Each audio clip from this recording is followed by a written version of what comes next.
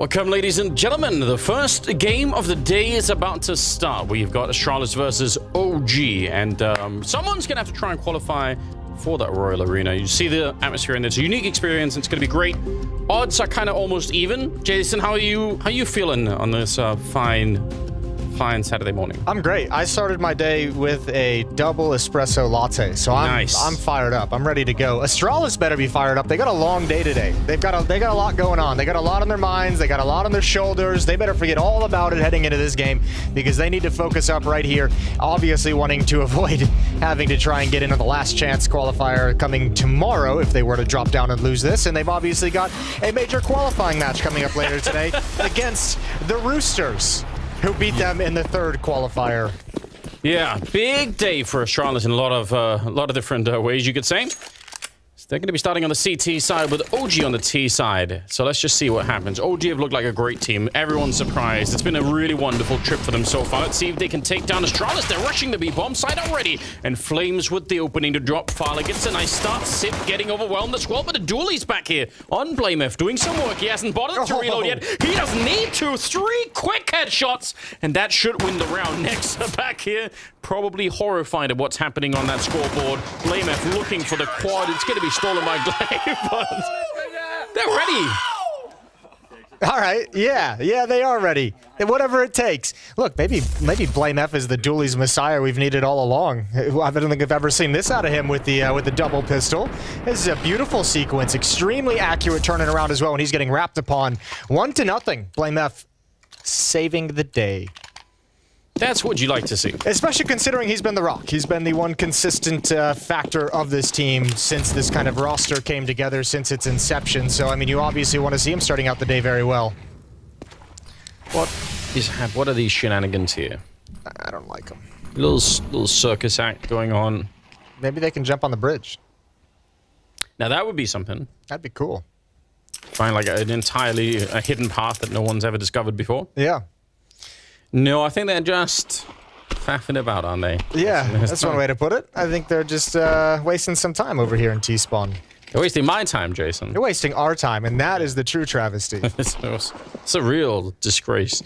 Anyway, probably just, taking a moment. Also, just, Astralis happy about that pistol win. Give them a little bit of room to cool down. Not that I think it's going to be, but... ice the kicker. Yeah, just take it easy a little bit. What a day for Astralis it could be, or it could be the exact opposite. It's a little bit too soon to tell, I suppose. But you're right. BlameF has kind of been the rock of the team, which is weird given the legacy of people like Sip and Glaive, and even to some extent Config, even though, inconsistency has been someone that's been trailing his career in some sense, but still. And he always felt like kind of like the prince of Danish Counter-Strike, right? That was like, that was always positioned, that we always knew that was fated to join this Astralis roster at one point, and now that we have it, we ain't liking what we see. So it's kind of a weird scenario to be in. He's certainly got to have a step up today. All of them do. If they want to qualify for the major, obviously. If they want to qualify for the fall finals. Now, see, when you said Prince, you mean royalty. But I've, for a minute, thought about the low-cut, like, open, I don't know, blazers. Okay, you're thinking the artist formerly known as Prince type thing. Yeah, great, too. It's great. What an honor, but still, The player formerly that's known where as my Config. brain went. Yeah, of course I had a whole Config Purple Rain mix in my brain. Yeah, low-cut shirt on Config. That's what you had in your head.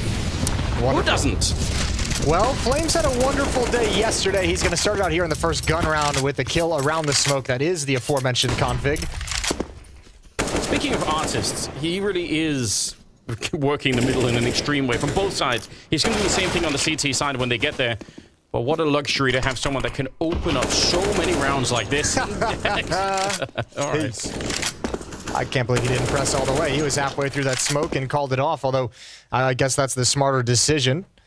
You get yourself in a 4-on-2 and deleted. Goodbye. All right, BlameF. What a shot. Yeah. 1 versus 4. If he's in the right position, maybe the HE will get him on 1 versus 3 on Flames. If that's possible, you need a little bit of luck to try and win rounds like these. That would be at least a start, but now he's kind of moved pretty far away from it. Smoke's going up, and he might even hear that and just say, all right, that's it. Like, there's no point. Yep. Fair enough. Out of position. You're right. Maybe spam through the smoke. Maybe get a nade on the planter, Molotov to slow things down. Could have had some luck, but things would have had to have gone perfectly. Going to save the M4. Next round should be another buy from the Astralis team. And OG's going to be on the board early. For those of you who missed it yesterday, when OG were playing on Inferno, Flames had on their T side maybe 3, 4, maybe even 5 rounds or something where he opened up with double kills to enter the B bomb side, where it was so crazy. And then switching over to the CT side, he was good for a double kill every time they attacked either bomb site. He was there. He was the saving grace. Without Flames, they likely don't beat FaZe yesterday. That's another element to this. Who picked Astralis? How do you work out an Astralis pick after you just watch OG beat FaZe? Yeah, I mean, that's a good question. We'll have to ask some of those people. I felt pretty decent about this OG pick, but it's not unfair to say either that we have seen out of Astralis some interesting games every once in a while. I mean, obviously the fact that they haven't qualified for the major is a big problem, but in Cologne they look like a tough team. They made it further than I was expecting. So they're not. Can't just write them off either. It's a weird. Yeah, but as the body of work as a whole, that Cologne run felt like an overachievement. Yeah, it did. I agree. So maybe you're nostalgic for that. You're thinking this is it. Like they could do it. By the way, speaking of Ancient and Flames and how well he's been playing, and blame him with a little bit of a start here, Config's one of those players on Ancient that usually does super well. So maybe that is something that could bring Astralis an actual win on the map here. They need him to be at a high level. Because once he reaches that, there are not many players in the world that can stop him, really, it's so much fun to watch. Probably one of my favorite players to sort of, cover in any match.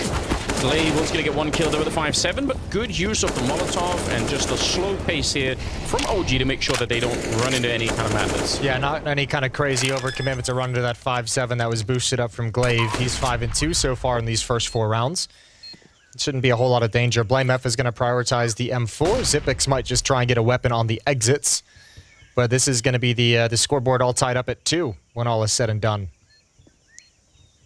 Yeah, that's a fair point to make. Config, despite his struggles, this has been like maybe the one map where he seems to feel the most confident and comfortable as an individual. So let's see if that has an impact on today's game. And like you said, going up against Flames in middle, going to be a tough affair.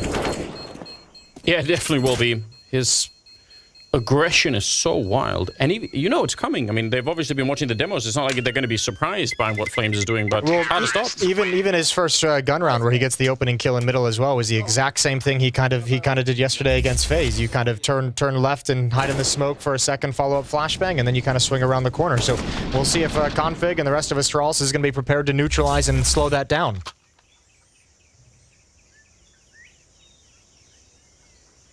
AKs. AWP on Dexter. That is another obvious super weapon for the side of OG. We've seen in the past some games where Farlig actually has done an enormous amount of work. I can't remember which game. There was one recently where he was top fragging and carrying the team for a long stretch there, Farlig. But up against Dexter, it's hard to pick Farlig over Dexter the way that he's been having an impact on the game. So might be worse. Nice Molotov to force Dexter forward. Almost getting the kill right there. That is so scary, but Dexter's sticking around. Is he just trying to no-scope him? Oh, he's going to get what he came for. That's great. A little bit of a return for Config, so it's still a 4-on-4, but he's so aggressive. I love this. I love this. Keep moving forward, baby. Go for more. This is when Dexter gets to be his most exciting, when he's on the hunt. He's going to be smoked off and neutralized for the moment. Counter smoke as well. Some spam coming into the boards, and Dexter's going to back away in the stalemate. Still, most of OG is lined up towards this B bomb side. Look at Glaive's push outside of A. He's really starting to shrink the map. 3 defenders passively set up for Astralis at B. They're going to be there to buy time, harass, and cause problems as Glaive's flank comes in. And what a smoke down on that B ramp to give Glaive even more time and probably put a lot of pressure onto OG. That's the last smoke and last grenade they have at all in the B bomb site. So still, when it fades, either Glaive needs to kind of be close enough to help out, or they need some really great shots. Because on the OG side, they have still some nades left. They have a smoke and a Molotov and plenty of flashbangs. Yeah, but Astralis is going to be really happy with the knowledge that it's coming to this bomb site, right? Glaive has all the information for him. He's covering middle. He's covering the long route back through T-spawn towards the A site. Now he's going to start going on a big flank with 22 seconds left on the clock. Here comes Fiku. Utility being spent.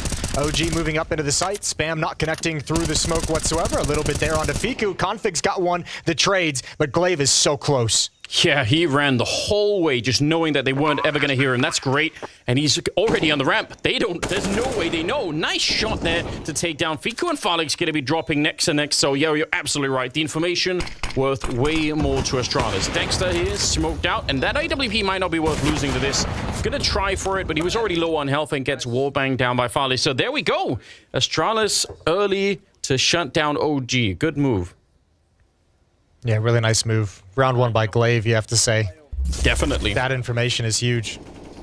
This is a good opening kill from Dexter. Traps Blame F along the wall. But then in the retake, after the bomb goes down, that flank from Glaive makes it so difficult for OG to handle anything. So 1 round up for Astralis. Game face is on today. Yeah, surviving that round is absolutely huge. Means they get the AWP on Farlig as well, so maybe we can get some Dexter versus Farlig AWP. That could be fun. Little battle going on. Blame F very aggressive, pushing all the way out of that Jaguar tunnel, but they're right. They're coming through at the same time. Good timing between those two. Neo frag to pick up the kill, and it's a 4-on-5. They could find Config. He's on a weird island here. Yeah, he is. Flames looks like he wants to go for the hunt. At some point up over the top, it's Nexa. So much pressure put on Config. Takes a rough fight. Glaive, he's going to stick around. He wants to find the equalizer. I can't believe he continues to go back, and the nade's going to clean him up. He really wanted to turn that into a 3-on-3. And now Astralis has some decisions to make. AWP in the hands of Farlig. Zipix as well over towards the B bomb site. Everyone's going to be smoked off, and they're going to call the save right out of the gates. 3-3. That escape plan for Config there. I could understand why he doesn't want to stick around. I mean, that's possibly even more risky. Yeah. But when he tried to run back, one of the issues is that Glaive is behind him in middle, but Glaive only had a smoke. He had no flashbangs. I bet you if Glaive had a flashbang, they could have helped Config escape in a completely different way, right? It would have been way harder. Maybe even just turned it around to a kill, but the lack of flashes on anyone there kind of made that mid situation kind of sticky. So, unfortunate. But a good win for OG, tying it up already. Yeah, really good win. Really grinding battle in middle for control, and once they get that, it's all over. So 2 weapons saved. Farlig and Zipix will both be able to drop some rifles over to teammates. I imagine we'll see another buy for rifles for the Astralis side of things.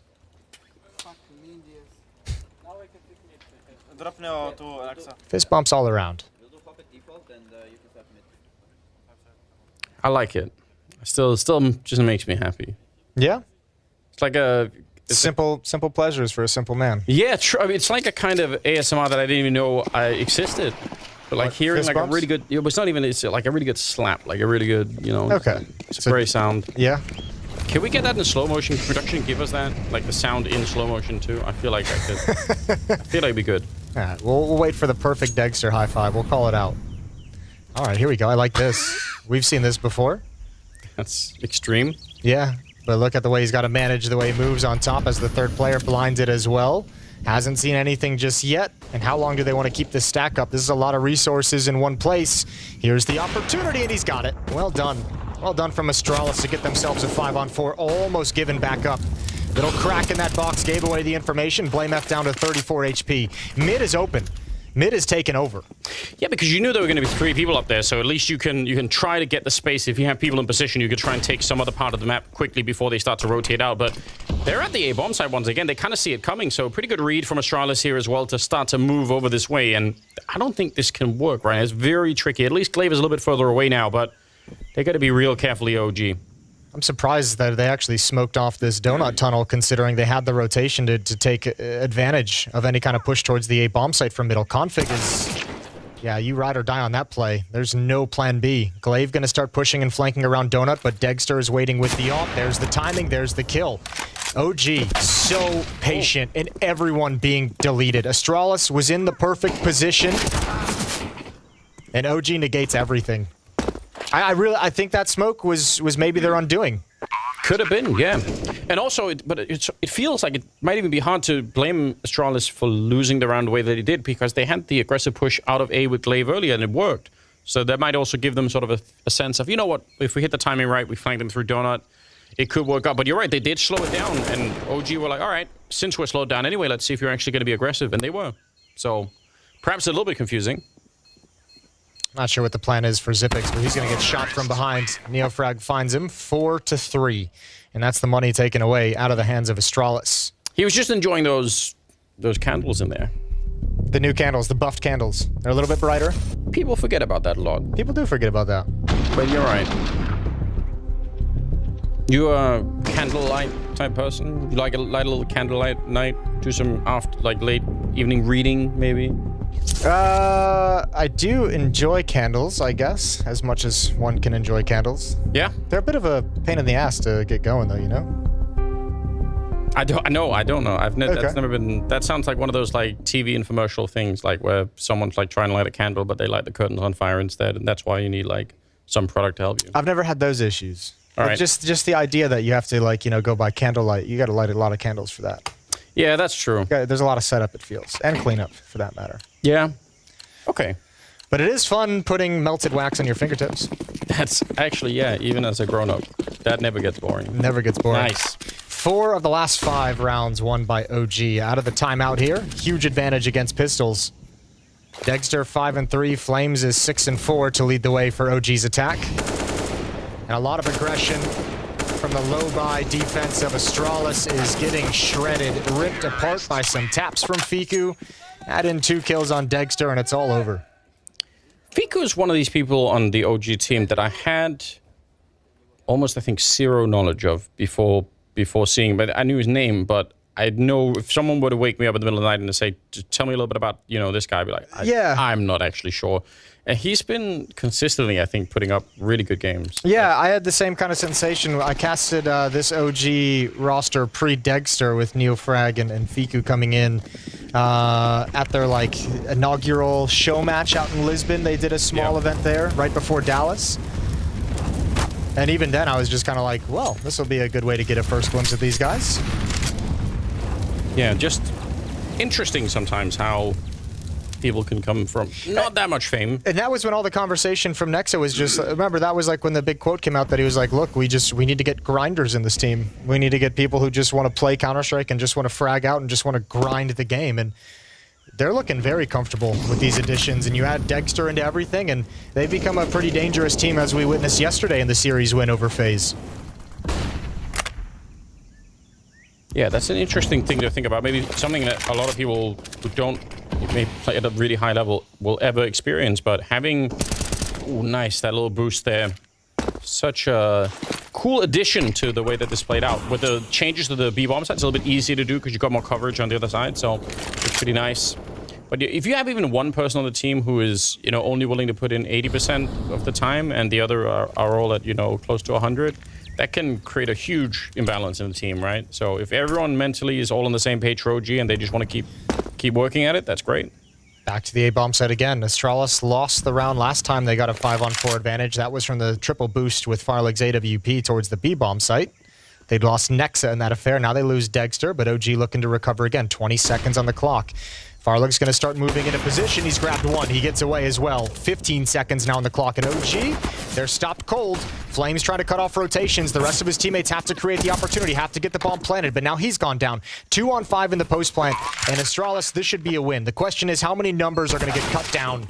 And it might not be anything. Good grab from Config. There goes Nexa from behind. And all 5 players survive for the Danes. Yeah, well done. Not losing anybody. That's a huge, huge victory. Also, in the end here, when they're actually close to the bomb site, when they run it to Farlig, I think they had maybe one smoke. They had one smoke basically by the time he takes the shot. If they had a lot more, if they had smokes and molotovs, they could have cleared way more of a way to get there. They maybe wouldn't even have to face the AWP to begin with. They could have had, you know, 3 versus 5 after plant or something like that, but they just didn't have the utility on the T side at all. So a little bit unfortunate.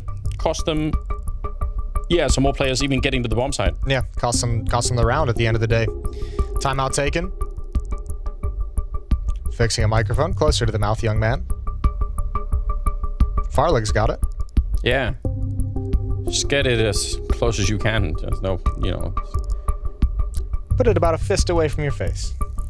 I think that's, yeah, for broadcasting purposes, right? But some of these players, I don't know, I guess there's always like a volume difference, right? How much people project their voice, but if someone's like a quiet talker, they're just whispering in your ear, like, there's people at the B-bomb site. That's not going to work. No, that doesn't work. I mean, that's like one of the unspoken factors of in-game communication as well, right? Is not only what you're saying, but the urgency you're putting it into. Yeah. Like, and if you're just like whispering the whole time, there's no urgency in that. Although the other end of the scale could be horrific too. If someone's like yelling like, they're B, they're and you come there and it's like 3 people. Wait a minute. Yeah, you're like, wait, you were lying. Not all B at all. Hopefully they can figure it out ASAP and we can get back into it. Got a lot of Counter-Strike coming up today. I'm excited for it. Obviously, it's the first best of 3. We got 2 more coming up throughout the day. So I think that's going to be exciting. Yeah. Want to see Liquid make it through? I've been... Yeah, you've joined me on the Liquid train. Yeah. Liquid taking on Heroic as the next series of the day. And to end things, our third best of 3 is going to be, why can't I find it? NAVI taking on Vitality. Oh, yeah. Which is going to be a real nice banger for everyone to tune into. Simple's back. Simple is back. We'll see if that's going to make the difference. Although in that game yesterday, Spinks was out of control. Yeah, he went a bit wild, didn't he? That addition for Vitality looks like it's paying off real well, real early.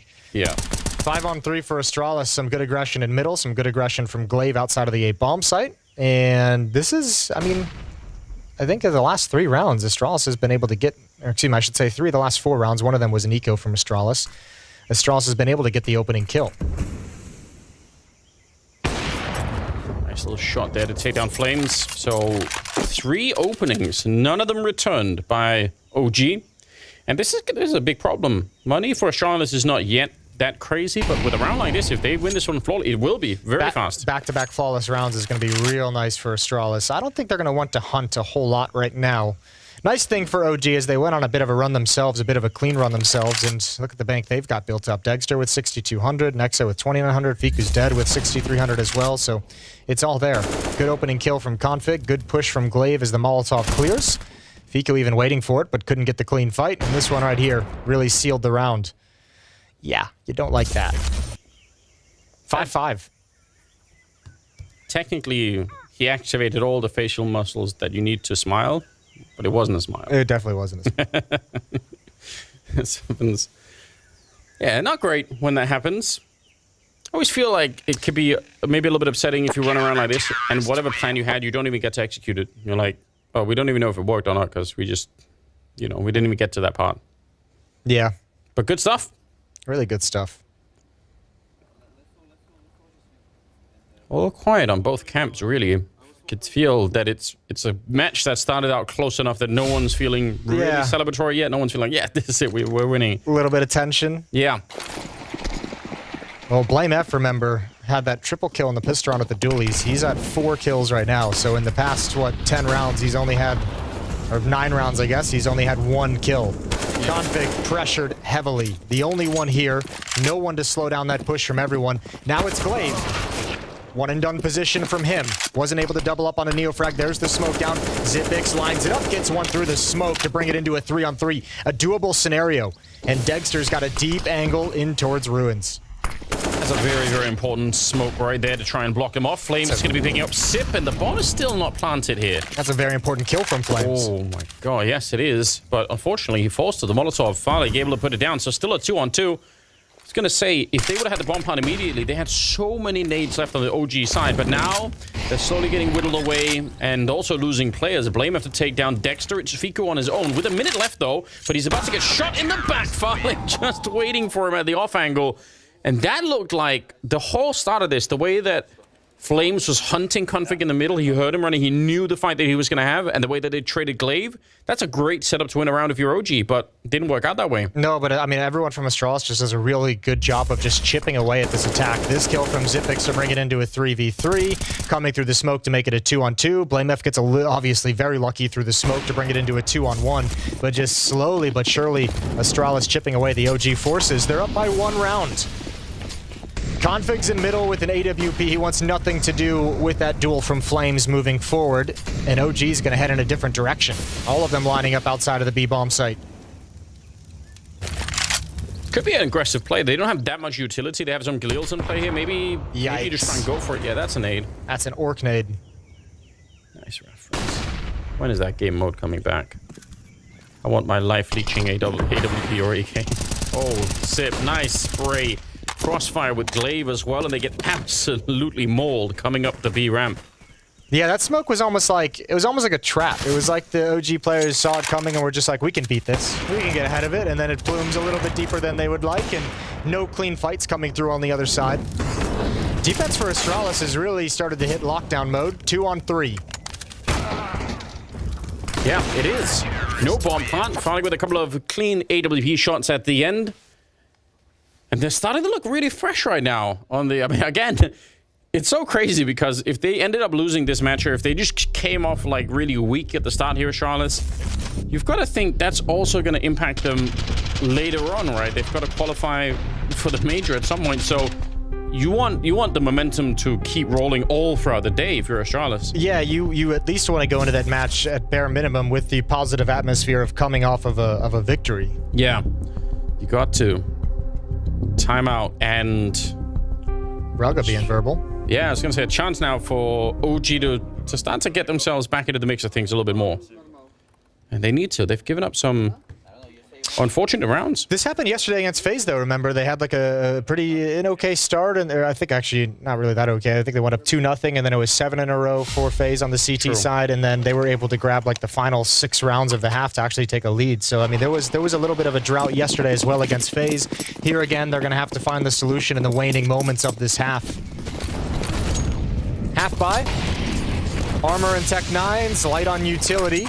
Oh, flashbang right through, but he actually gives it up and maybe heard the footsteps just a bit. They're so low because they ran through the Molotov, so 2 of them are almost already dead by the time they make that Jaguar tunnel. 3 versus 4 now, and Dexter is practically out of the round.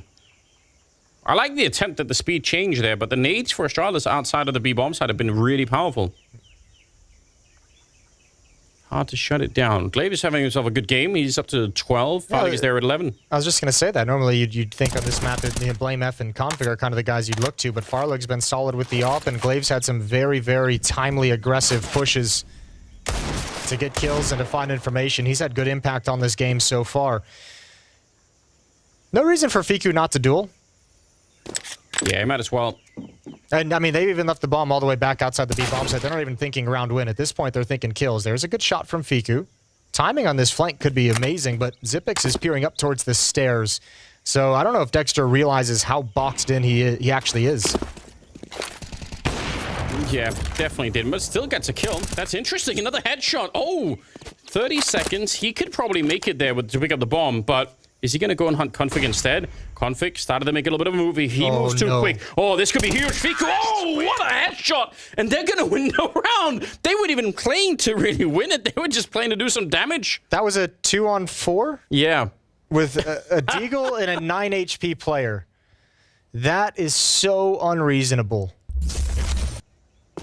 This shot started it out. That was disgusting, but you think that might be it. Dexter gets 1 kill on timing, but it's all Fiku.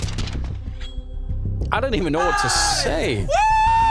I don't think they know what to say. Those are the high fives that we want in slow motion. Yeah. That's the slow motion audio. Good slap. Yeah, do you really want a fist bump after that round? I don't know. Probably not. Nah, it's not feeling good. That's crazy. Those are the rounds you have to win if you're going to qualify for the major. Why are you being a dick? Because it's just funny, isn't it? It is, yeah. Man, what a shocking turn of events, because I mean, honestly, too, I don't think even OG were thinking this is like a winnable round. I think the bomb was outside of B. Fiku was out with the Eagle just having a good time. Dexter was hanging around the middle, and eventually, they find themselves in a one-on-one. Yeah, at that point, they're just like, you know what, let's just get a couple of kills. We're obviously probably not going to win this round, but then they end up just hitting some bangers. What a round from Fiku. Flames calls off the mid-play. He was in position, as we've seen him enjoy it. Flashbang over. There is an AWP in mid. That's Config. Or, excuse me, that's Farlig. He's sticking around. He wants to challenge. Missed the shot. He's done. Yeah, can't really afford to do that. Glaive, a little bit of a lineup here. Maybe could have had the 1 kill. But it is another good double opening for Flames. Going to be taken down next to Config. He is completely surrounded. I don't know how quick he would have had to have been to win that fight against Fiku, but that would have given him a way out at the very least. Bomb is going to be planted quick this time, and OG are going to be tying up the scoreline. 7-7. There's not much Astralis can do about it, and especially look at the weapons. They have to save the 2 M4s here. Yep, exactly. They have to prioritize the weapons for the final round. It's basically all they've got. I wonder, I feel like if I'm OG, I might actually go on a little bit of a hunt here. See if you can take some of these guns away. Even though your money's not all that impressive going into the final round, if you can take one of these M4s out of their hands. Yeah, at least 2 of them could probably justify it, right? You could try and throw something in there. Doesn't seem like they're going to do that, but no. But yeah, they could have. It would have been really painful for Astralis if they had lost anything else. Wow, $2,000 on their players as well after this round. No chance of getting away after that shot. Farlog was being very aggressive. Same with Config. This position from Glaive probably should have had at least one, and who knows what you get from there, but even Config in a one-and-done position as well. So both Oppers not able to build anything off the initial shot. You've got to think, even if Glaive just gets the one kill, even if he gets traded, he buys time for Config with the AWP to get into either a safe position or an aggressive position to try and revenge a kill on Glaive, right? So, yeah, sometimes just buying 1 or 2 more seconds could have a big impact. Round number 15. Flames, yeah, he's not fully committing to it like he sometimes does, but he does get flashed through to take a peek, and when he doesn't see anyone, he's like, all right, cool. We'll wait and we'll recommit again. They're running him down. This reaction from OG has been happening throughout this half, right? Whenever they're noticing like pressure and bodies over at the B bomb site, they're taking mid very, very quickly and attacking towards Donut, and it's been really successful a number of times. Yeah, what a aggressive style that they're bringing in. Astralis have committed almost 4 people to the A bomb site. BlameF in middle. Sip was actually outside the Jaguar tunnel looking into the middle and probably called it out that a fair few people made their way into Donut. So I guess the Astralis have a decent read. But they're going to lose Config early on here. And Dexter slowly creeping in. AWP at this range definitely going to have the advantage. But gets beat by the MP9, and that's a massive double. I didn't even know where that comes from. BlameF with 1 more. And just like that, 3 versus 5 into a 1 versus 3. Nexa on his own with 40 seconds. That's an odd victory there for especially Glaive with the MP9. I don't know how he wins that fight. Nice little pick off there for Nexa. Going to be finding Sip still 30 seconds. And he's got a huge health advantage. Yeah, but if he can get the bomb, maybe that changes things. But he knows the AWP is in this A main. He swings. That's a good kill. That's a great kill. Looking for BlameF next. 20 seconds on the clock. Bomb's in front of him. Doesn't see anything with the jump. There's the peak. Nexa takes damage. 12 seconds. Yeah, and he realizes it might be a teammate that called it out for him there, saying, well, we know where he is. Ooh, but he fakes the bomb, and now BlameF is going to be right on top of him, and he doesn't know. He has no way to know exactly where BlameF is. He's already out, but he gets the aim back, and it's Nexa clutching a 1 versus 3 to win the final round of the half. What an amazing play that was. That's going to get them fired up into the second half, which is happening right after this.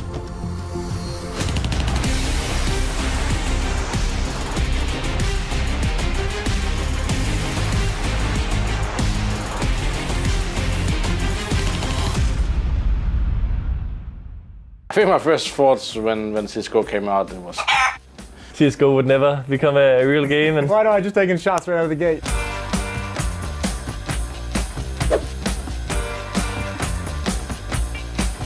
We've made it 10 years of CSGO since its release, and obviously a lot to talk about over the years, over the decade that it's been with us. Let's get the first thoughts from you guys on CSGO's release, you know, back in the beta days. I think my first thoughts when CSGO came out, it was I've been 1.6 for a long time, and I played the earlier version of 1.6. It just felt way better. Obviously, coming from 1.6, where there was never an update in the end. It was how it is, nothing changed. Whatever you did in the game was still the same. You tried to figure out new small moves. My first thoughts when the game came out, played 1.6. Personally, I played it for fun with my friends, that's it. When the game got introduced and when it came out, I wasn't necessarily too hyped about it, but I did try it out. I actually think I was reliving what happened when Source came out. So I'm like one of these diehard 1.6 people. Yeah. And when Source came out, I tried it for like 5 minutes, and I was like, I'm never playing this game. This is stupid. I'm leaving. I'm back to 1.6. I did the same thing. Yeah. It was 2014, and basically every 1.6 Israeli player was playing still 1.6, and no one moved to CSGO. And I was coming to my brother with I had no credit card, nothing. And I come up to him, yo, let's buy CSGO, let's play this game. It looks so much better than CS. And in my idea, I was like, finally a game that I could be better than him at. I was like at a boarding school in Denmark when everything was like starting to be released and stuff like this. So I saw some videos, I saw that show match they played. Oh yeah, like the mixture of like all the old school American, yeah, the European stuff. Exactly, and I heard the comments afterwards and the famous Sonic tweet or whatever it was with that CSGO would never become a real game and stuff like this. Aged like a fine milk. Yeah, for sure. I think the first map was released was Dust, which already to me was a huge warning sign. No one's playing Dust. Why are they releasing it as like the test map? It had the fog. fog and particles and cars that were on fire. I remember feeling like just playing against bots, like just to get a feel for the weapons.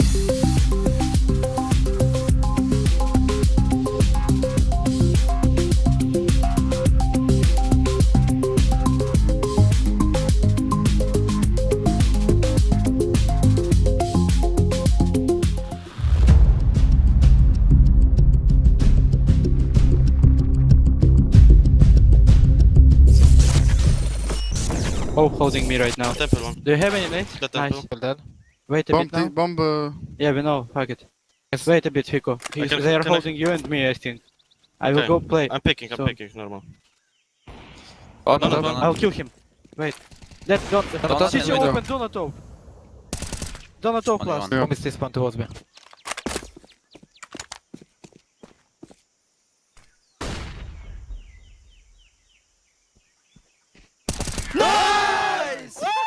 Let's go! Let's Big, go! bro. Nice. Nice, boys. Good save. The legendary quote. I know. Just even, yeah, shut up about the bomb. We know. Oh, that's great. What a what a win that was. They turned it around, OG. They come up with 8 rounds in the first half after almost slipping that first half away from them. I mean, they were losing control quickly.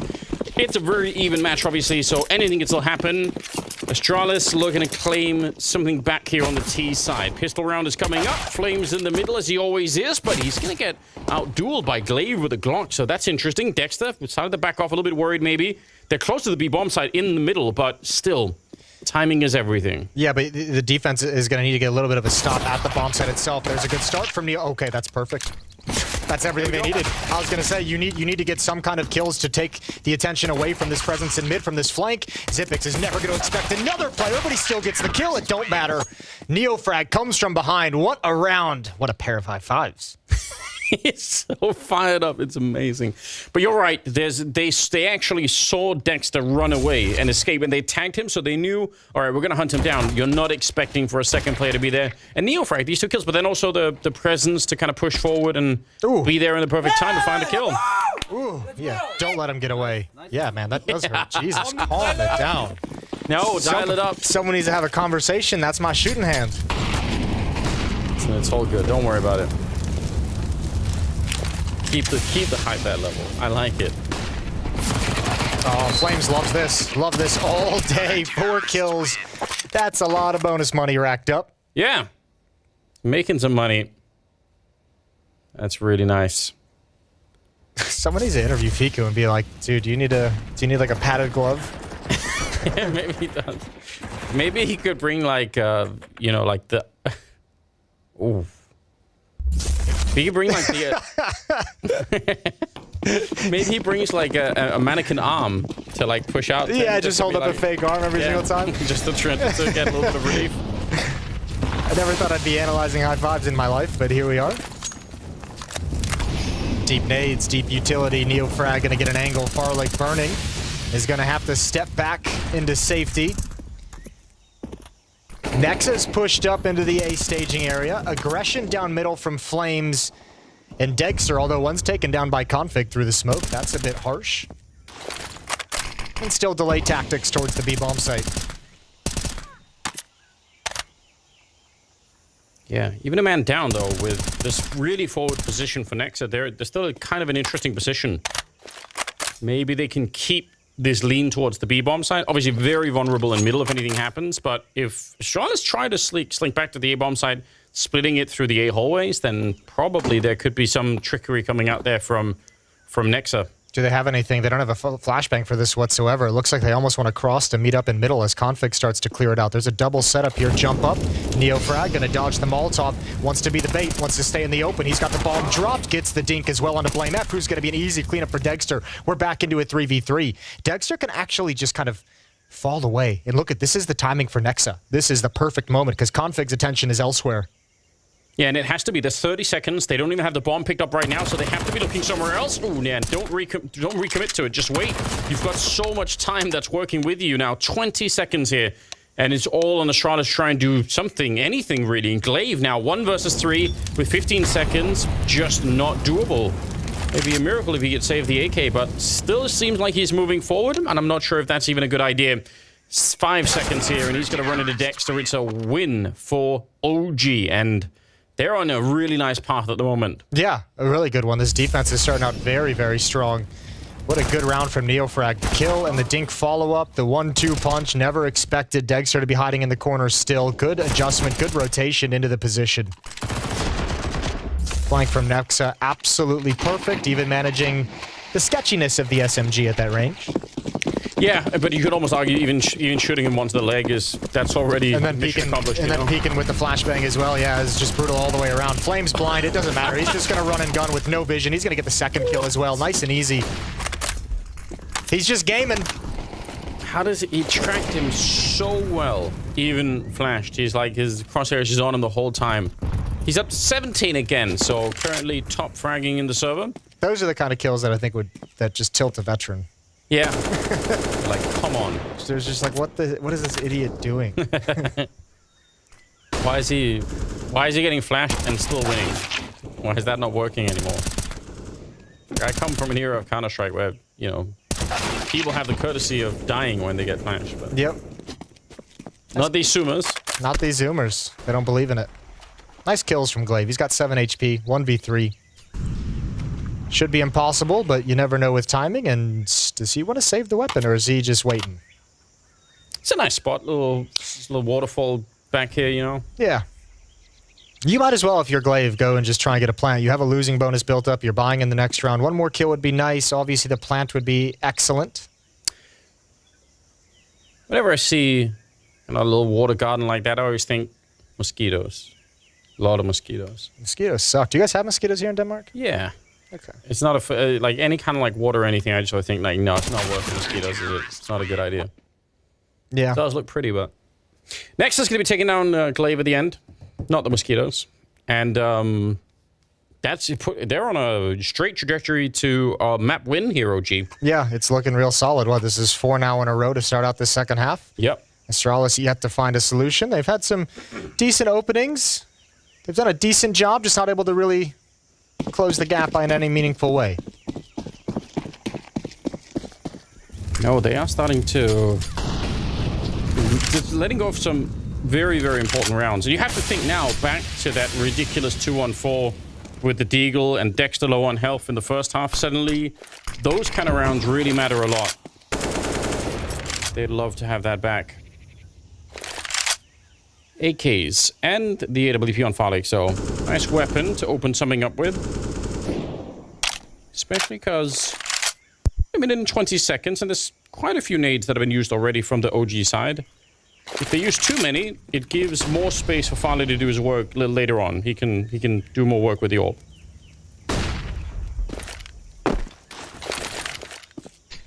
Really patient from Astralis this round. They didn't want to deal with any of the early engagements.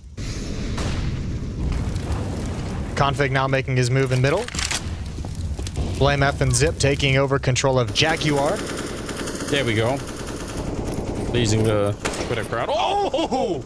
That is sick. Oh, pre-fired that one for sure. What a payoff. Got to check close though, and he will. Crouching into the fight against Flames, ready for more. It's a triple opening. There he is. Blame F winning the round, no problem. Yeah, but you can't really replicate that, can you? Just a triple kill from Blame F, just walking forward and never slowing down. So 8th round for Astralis, but they still haven't figured anything out. Still, if you're Astralis, you're obviously going to take that round every day of the week. Money's going to build up, get some breathing room. And actually, it's going to put, not this round, but next round, that economy for OG going to start getting a little tight as they rebuy after this loss comes in. I spent one evening at 3 a.m., something like that, thinking about, you know, I guess night. What is it? What, if anything, is the difference? Like, if you're Glaive, like, if you're Blame F in that moment, right? What's the difference between, let's say, having the perfect knowledge? Like, let's say he can read the future and he knows that someone's going to be there, and so he steps into the shot and takes it, and because he has, you know, read the future. What's the difference between that and just making the assumption and just doing it? Like, the outcome is exactly, it looks like that's what's happening, basically. So if you have the confidence for it, you can Is there a point to this thought exercise that you have going on, or are you just... I'm just saying that he's imagining a world. For all intensive purposes, he's time traveling. That's all I'm saying. Yeah. Maybe like a really short time, like only 3 seconds. Well, it's also, I mean, it's not like you're giving up a whole lot of information with presence in Jaguar, right? Like, no, everyone true. knows you're going to be there at some point. Doesn't really give away the game in any sense. So just going for that pre-fire doesn't really sacrifice a whole lot. Just going for it. Obviously, there it comes out on the good end. It's a beautiful shot. It was a beautiful shot, premonition or not. 12-8. You don't know that he's not reading the future. True. That's a good point. 4-round gap. Although if you did know how to read the future, you think you'd be doing a little bit better than 8 to 12, you know? Yeah, but you can't. You have to slow play it. Like you have to sandbag your way through that. Like otherwise Gotcha. you're gonna know. So okay. So you're trying to hide this gift. yeah, wouldn't you? No. All right. I'd let everyone know. Straight winning every lottery from here on out. Oh, I wouldn't even feel bad. Good headshot from Zipix. I'll just sit there with my $700 million and cry myself to sleep. Fiku's going to step up to the plate next. But Zip and Glaive are tucked into the little alcove. yeah. What a dangerous move. Although Nexter is on the other side here, which makes it very, very interesting. All three players from OG gambling towards this side of the map as well. They could win this round so quickly. Oh, yeah, absolutely. Especially if Dexter had a flashbang back there, it'd be beautiful. Because he could have flashed Fiku into the fight, but guess not. A couple of steps being made. That's, yeah. Don't want to be making footsteps, I think, at that point in time. Glaive definitely ready for it, and I think that takes a lot of the chances away now. Maybe Dexter can still find some magic, but they do have nades to try and get rid of him. They can flash him and smoke him and Molotov him out of that position, so... One shot, though, from Dexter can take the attention away from Nexa. Now, what this kind of situation might actually force is Dexter to push through a smoke or be over-aggressive or overexpose himself. And Nexa can have some stopping power right here, right now. 30 seconds on the clock. They've already lost 1-2 versus 4. They can't afford to do it again, and that is a wide swing. And that's a problem for Nexa. You know, if he wants to win that fight, or win both the fights, really, he kind of needs for the first one to be a shallow peek, instant headshot, and then he can follow it up when Glaive runs that far out. Yeah. Really hard to do anything about. So nicely done for Astralis. They're going to get a bomb plant, and they're going to win the round. Yeah. Opening kills, slow things down, wait for the re-aggression, wait for the information plays. Blame F is even waiting outside this B bomb site, knows everything that's happening. So Dexter's going to swap out to the AK to try and stay alive. And he'll want to get his hands back on that AWP at some point. Astralis hunting. Blame F wrapping around to the B bomb site up ramp. Zipix wrapping around the B bomb site from CT spawn. And Dexter has himself tucked into a corner. But remember, he doesn't want to go too far away from that AWP. Yeah, he wants to stay in the area. Question is he going to be able to take anyone with him? They're definitely going to get him eventually. Finally there to pick up the kill. And it's a nice little recovery. Late in the map here for Astralis to start to wake up, but they are. 9-12. It's a nice little judo move. Use the aggression of Flames in middle against him. Just post up with an AWP and grab it as he swings out wide. And OG's going to be back to pistols. Still got rounds to play with. Still got some money to play with moving forward. But Astralis is building back up into this second half. Suspicious lack of grenades in the middle for from the OG side. I mean, Astralis probably know what the economy is anyway, but if they didn't, the fact that there's no bombardment of smokes and Molotovs and HEs, they definitely realize, all right, something is up. And just... I mean, apart from not losing too many players here, don't lose any rifles over early. I like the fact that they're mostly grouped up here. Config a little bit deeper in middle now on his own, which again makes me nervous, you know. Yeah. What if he ran into the wrong deagle at the wrong time and gave over an AK? Yeah, that'd be an issue. What does Flames want to push? He's being patient for the moment. Blame F already peering into the B bomb site. He might get some freebie kills from this position.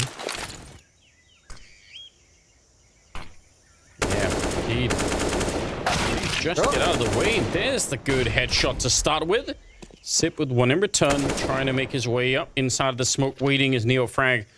Question is, it's kind of a wide smoke. You'd have to run through it for a while. 40 seconds, and they're clearing out the middles. They could even call it back if they wanted to, or they could just leave config there to shoot anyone in the back that's defending. So a little bit of a choice to be made here. Dexter's going to be found by Farlig, and I think that's the opening they probably needed all along. Right now, they have isolated some of these fights a bit more, and they'll find Fiku as the last defender on the bomb site. Yeah, I think Dexter just was a little too wide. I don't think he expected to be picked off by Farlig down at the ramp. Good shot from the Opera to open things up, busted up a kind of three-way crossfire setup. And showing, I think, a little bit too, the difficulty, if you're Flames, of knowing when to commit to that, push. If he does it early, he's going to get picked off every time because someone's almost always watching that. And late, well, yeah, you can't be part of the action. So I guess that's how it is. I think that's 21 kills on Glaive. I think he's back top fragging in the server. Okay, good on Glaive. Yeah, he's having himself a nice match at the moment. Opening map, and it's already it's already a taxing game. Yeah, it's a close affair. 12-10. Just a 2-round lead now for OG. 3 straight rounds for Astralis to come back into this. And off we go. Glaive heading towards middle. Quickly past the Molotovs. And even he can't beat Flames. They've thrown everyone at him. The only one who's been able to find this kill on Flames has been Farlig with the op. Yeah, what a champion he is right now, defending the middle of the map. And they need it here, OG. They're not that far away from a map victory, and this is their map pick as well. So you assume that they want to show what they've got here. 4 more rounds, and they'll be able to take it.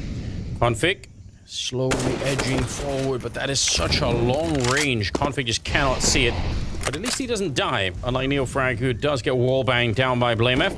Nexa sneaking in, almost getting the timing down right, but the second person in line was Farlig with the AWP. Hesitation from Nexa. Hesitation gets him killed. Oh, Flames, even he jiggles into a P, gives away the game to Config, trying to find the fight. Good headshot. Important headshot from Config, and Farlig still has deep control. Don't need utility in the choke point because the op is covering everything. And look at the way Astralis is spread around the map. They're just chilling. Yeah, waiting for anyone from OG to move forward. They've already got a couple of kills that way. At some point, because the bomb is so deep down towards the B-bomb site, they obviously want to make their move. Yeah, I was going to say, time to probably make a run of it here so that you don't want to leave 5 seconds for the bomb plant, just in case there's some crazy person showing up with a Molotov or something like that. It's an awkward way to lose a round, but they're going to win it, no problem here. This is an annoying thing to play against as well for OG.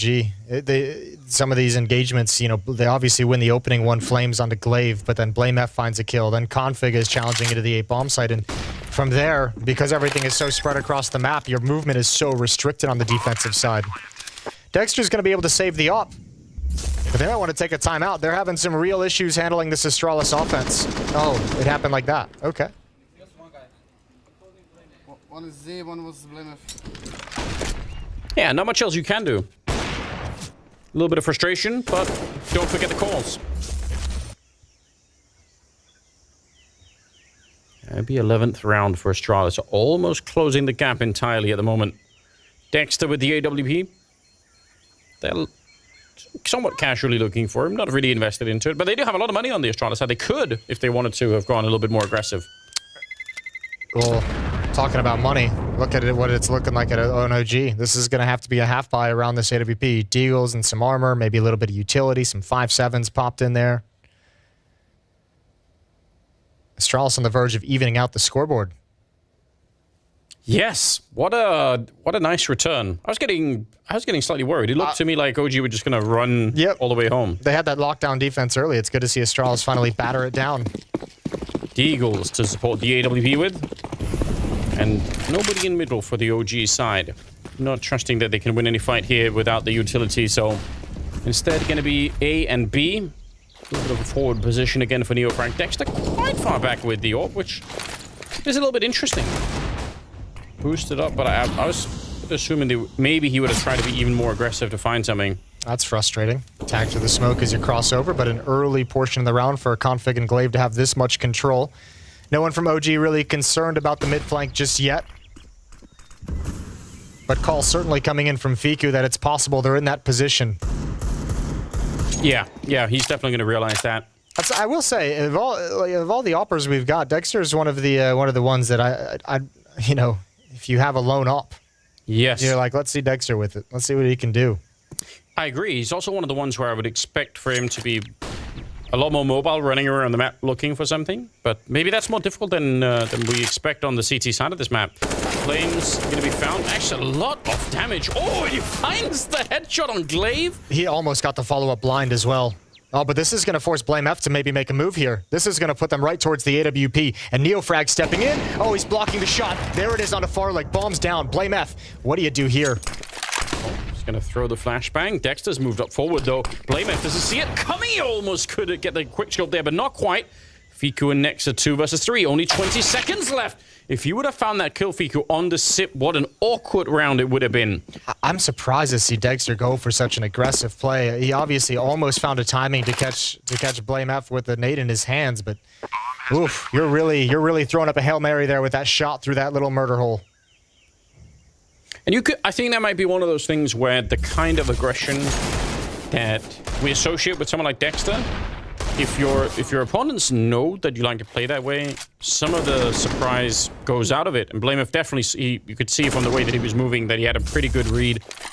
I'm just surprised by just mostly because he still had his teammate in the B bomb site, like having information that nobody's rapping upon him. Like he didn't really need to feel the pressure to make that play. Although obviously when you're the one saved weapon, you are kind of feeling the pressure of making a play. And they didn't have that much time either, so there's maybe a couple of reasons why he could have slowed it down. But either way, it's a close round. Yeah. It's very nitpicky as well. That's what we're here for. Tied up. It is tied up. What a nice rib. What is it, 12-8 at one point? Yeah. 12-7 maybe even? 12-7. There's 4 in a row to start the half from OG, and now 5 in a row for Astralis to bring things to 12, and timeout's going to be taken. That's well done. It's the kind of strength where, I hate to say it, but you sometimes wonder if this Astralis lineup has that in them. Yeah, so it's good to see. Good to get a little bit of a feel for the comeback maneuver as well from their point of view. You want to be able to do that. Timeout being called, and I guess we'll see exactly what they're going to be coming up with. A lot of input here from Rugger behind them.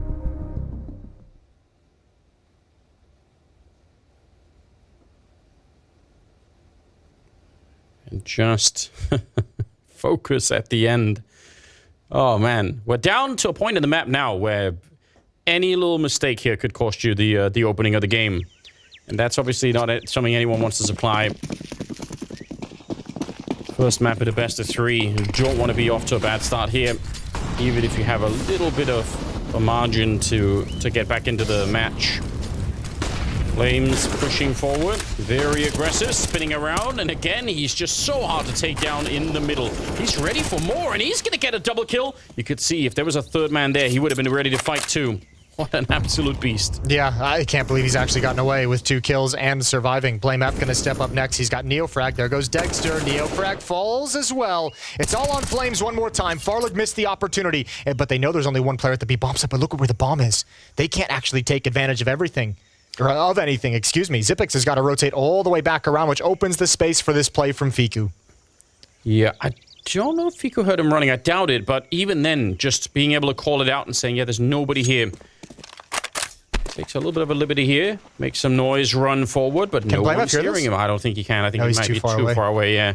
Oh, almost catching Sip. The timing is ridiculous. If he keeps this up, he should be able to find him, but he's going to divert into the middle. Even that might be worth it. He should be catching BlameF. There's no way BlameF is going to be checking this. And there's the kill. Sip just passed him there, so BlameF must have been thinking, well, that's the one area of the map where I don't have to look. But because of where BlameF was moving, it's even possible that Fiku will say, well, we kind of know where they were going. And like a little rat, he disappears. All the way back to the B-bomb site. Xipix has no idea where he's gone. 18 seconds. Xipix, his options are basically eliminated. He's going to have to start running soon, which is going to give Fiku all the information he needed. Even caught, he doesn't have time to fake anything, doesn't have time to clear anything. Bomb out, easy kill, easy cleanup, 13-12. That is such a nice move. You have to appreciate it. Fiku just finding the perfect time to be slow and to be quick running through to just get there in time. That is well done. Finally putting a break on Astralis, who've been winning 5 in a row. Yep, 3 kills from Flames also. I mean, the man from yesterday who had all the biggest impact when OG needed it most delivers again here. A timely triple kill to stop the momentum. Money's still an issue for OG's defense, though. Farlig has done a good job negating Flame's aggression in the past, so let's see if he can do it again. That smoke really helping him out. But the flashbang against him, just not able to flick, couldn't really see what he was aiming at there. So it'll be some mid-control for the OG side. And they're trying to be aggressive now, pushing Blamef. Wiz alone out here. He doesn't have any backup, but he does have a flare and do flashbang. Sip setting it up, and there's a good wallbang in return. Fiku able to at least get the revenge, and now Dexter not getting caught by Config, and he's ready for more. He knows there's a second player there. Swings wide for it, and that could have been the end of him, but he's so fast, taking down Glaive. And now it's a 2 versus 4 that OG should not be losing. Farlig trying for the jump. He's trying to bait out the shot, and eventually he'll get what he asked for. Not what he wanted, though. Yeah, no, he did get the shot, for sure. Fiku finds one jumping in the air, and Dexter with a fantastic round. This time it's a triple kill from the Alper for OG to keep them in the winning ways. 14-12. Just like that, OG's got it back. Still money on Astralis, though. They actually had just so much in the bank, so gonna keep fighting. And look at the way it's kind of reversed as well now. OG fighting for mid, taking control of mid. That was somewhere that Astralis was able to really take advantage of, where they were getting some opening kills during their run earlier. Now that there's no access to that, Config's not able to push up the stairs in middle, not able to get access to Donut, not able to really spread across the map and punish any kind of movements, any kind of rotations from OG's defense. So Flame's playing a huge role in multiple ways for this OG team. Just not just the frags, but the map control they're providing is absolutely critical. It feels like it's a very similar rhythm that we saw in terms of the flow of the rounds here in the first half, where, you know, OG doing something, then kind of disappearing for a bit, and then they come back into it again. And by virtue of how dominant this 5-round run was from Astralis, look at the money they got. They buy again. They just lost 2 rounds, absolutely deleted. They're still buying back up into it. They still got another buy after this. So investing through the losing bonus building up. So OG's going to have to close this game in a very difficult fashion against constant buys. They're not going to have any easy rounds to get their victory here on map 1. 21 kills on Glaive, 23 on Flames. He's been stuck on that for a while, though. You mentioned 21 kills on Glaive about 3 or 4 rounds ago. Yeah, it's been some really difficult ones in there. And maybe especially against Flames in the middle. And they're not even going there strong. They're like, all right, whatever. Yeah. You can have it then. And as a result, OG can have pretty decent forward defense over at Donut. They're now a little bit back in the middle with Dexter. Might have just run over to throw some more nades to Nexter, I'm assuming, behind him. We'll see. Bombs here in middle, though. The support of Glaive to activate Config. Glaive's going to rotate back around towards the B site. Timing shot. About a 1.5 seconds off. And Config's going to get access to stairs with ease. They should know this is a possibility. How aggressive does he want to be on the backstab? 37 seconds. Time is running down. Dexter's at the B bomb site, and he's got a Molotov. Config going through his own smoke. That's a dangerous jump. Did he hear that? I feel like Nexus surely must have, but you're right. The clock is really what matters at the moment here. 22 seconds. They're starting to think about it, but Config's timing is everything, and they're really slowing it down, Astralis. Maybe a little bit too much. This is getting really sketchy. They only have 13 seconds to try and get onto the site. Config's going to be going down, and they get absolutely stopped at the ramp. 7 seconds. This cannot be done. Dexter and Neofrag with a kill each, and they just missed a slight moment there where they had to get onto the site. Oh, they were never going to get the bomb plant. You're right, after the time as well. 15 on the side of OG. Neofrag actually plays that really, really well, right? He stalled out Blamef's entire play through Jaguar trying to get into cave. He shows presence, drops a flashbang, shows he's actually going to take the duel, and as soon as his teammate goes out, he just leaves. He just books it. So he knows Blamef is going to be slowed down and paused and has to be hesitant, ready for a fight. And Neofrag's in a position they just don't expect. Him and Dexter shut this down. 3 chances for OG. Okay, Flames. You cannot not love him. You just have to. There's no choice. It's like it's like they have all it's like the meme cheer. I know. Like that's something I would expect on like the HLTV forums. Let's go, Blap. Yeah, well, listen. If he's come up through those forums, then you know he's made of diamond. You know, you can withstand anything. Just the 1 kill here, but it's on Glaive again, who's been playing very well, but slowing him down early. Look at his forward position. Neofrag, he might walk straight in. He might. Oh wait, they get the shot off first. Fiku with a couple, and that alerts Neofrag. Not that he's even needed. Next, we'll get one more. But I thought for a minute Neofrag was going to back straight into it and die. Instead, Fiku comes in with a crucial couple of kills, and it's going to be OG winning the opening map in this best of 3, taking down Astralis on Ancient. Yeah, good showing. 16-12, strong victory. Both halves. OG is able to recover right at the end to close out the first half, take a lead into the second, then to close out the map entirely after a good run from Astralis. On the back foot in this series, OG's up 1-0, off to a break. The desk is going to take you through it, and then we'll be right back.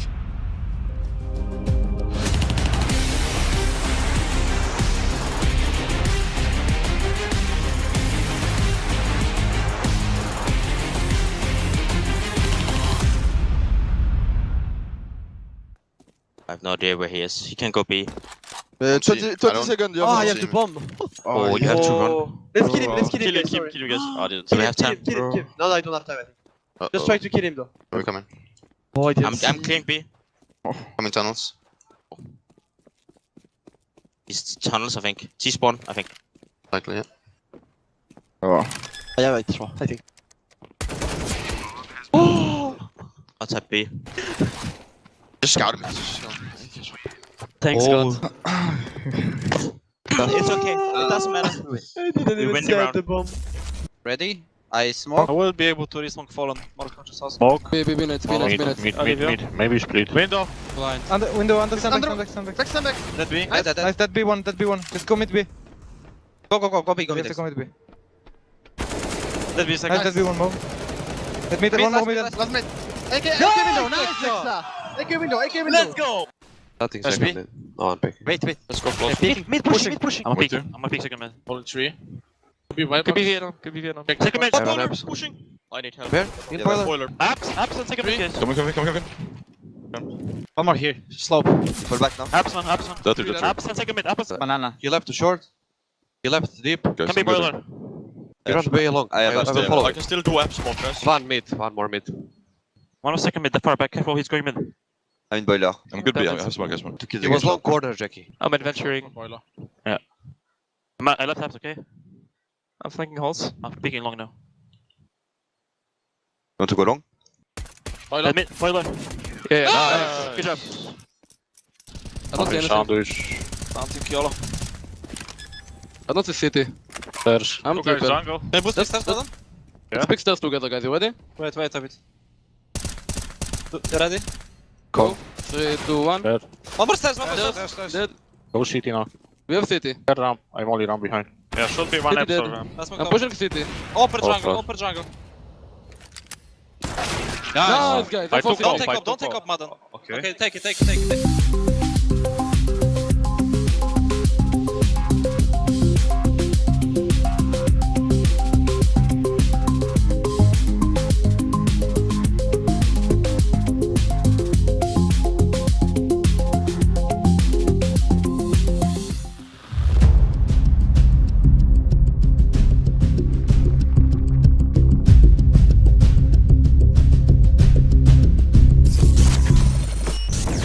One is I'm not sure. picking B ramp. Out mid off. Let's push banana. Yeah, he's in cave. Banana dead up. I'm pushing cave. I don't see anything in front of tunnel. Should I go B or stay? Maybe they went on. That mid. That's a cave guy. He was going cave. Yeah. I'm Let's going go, back to B. Yeah, perfect. I'm playing Exile. I'm waiting for you if I'm planting. 15 seconds. I'm going temple. B. Sound. Nice, boys. Wait. Nice, Machush. Wanna take off? Nice, good clutch, boys. Very important. I can drop. The OG reign of terror on Ancient continues. That map win nets them a 7-map in a row win streak and, of course, a victory over Astralis, getting them tantalizingly close to that spot at the Royal Arena. You were pointing out, Pim, that they've had a lot of success on their T sides, winning out more often than not on that side. We saw that once again to open up this map. They've done it 3 games in a row on Ancient now. We talk about the map being very CT-sided. We talk about the map, having a... It's tough for many teams, I guess, to consistently produce good T sides, but we've now seen OG do it 3 times at the same tournament. Also want to highlight the fact that all the teams are watching OG now. They know that Ancient is coming into the mix. You bet ya Astralis were prepared for what was coming, and still they managed to replicate it. So very well done by Coach Rocker and Nexa, of course, as an in-game lead as well.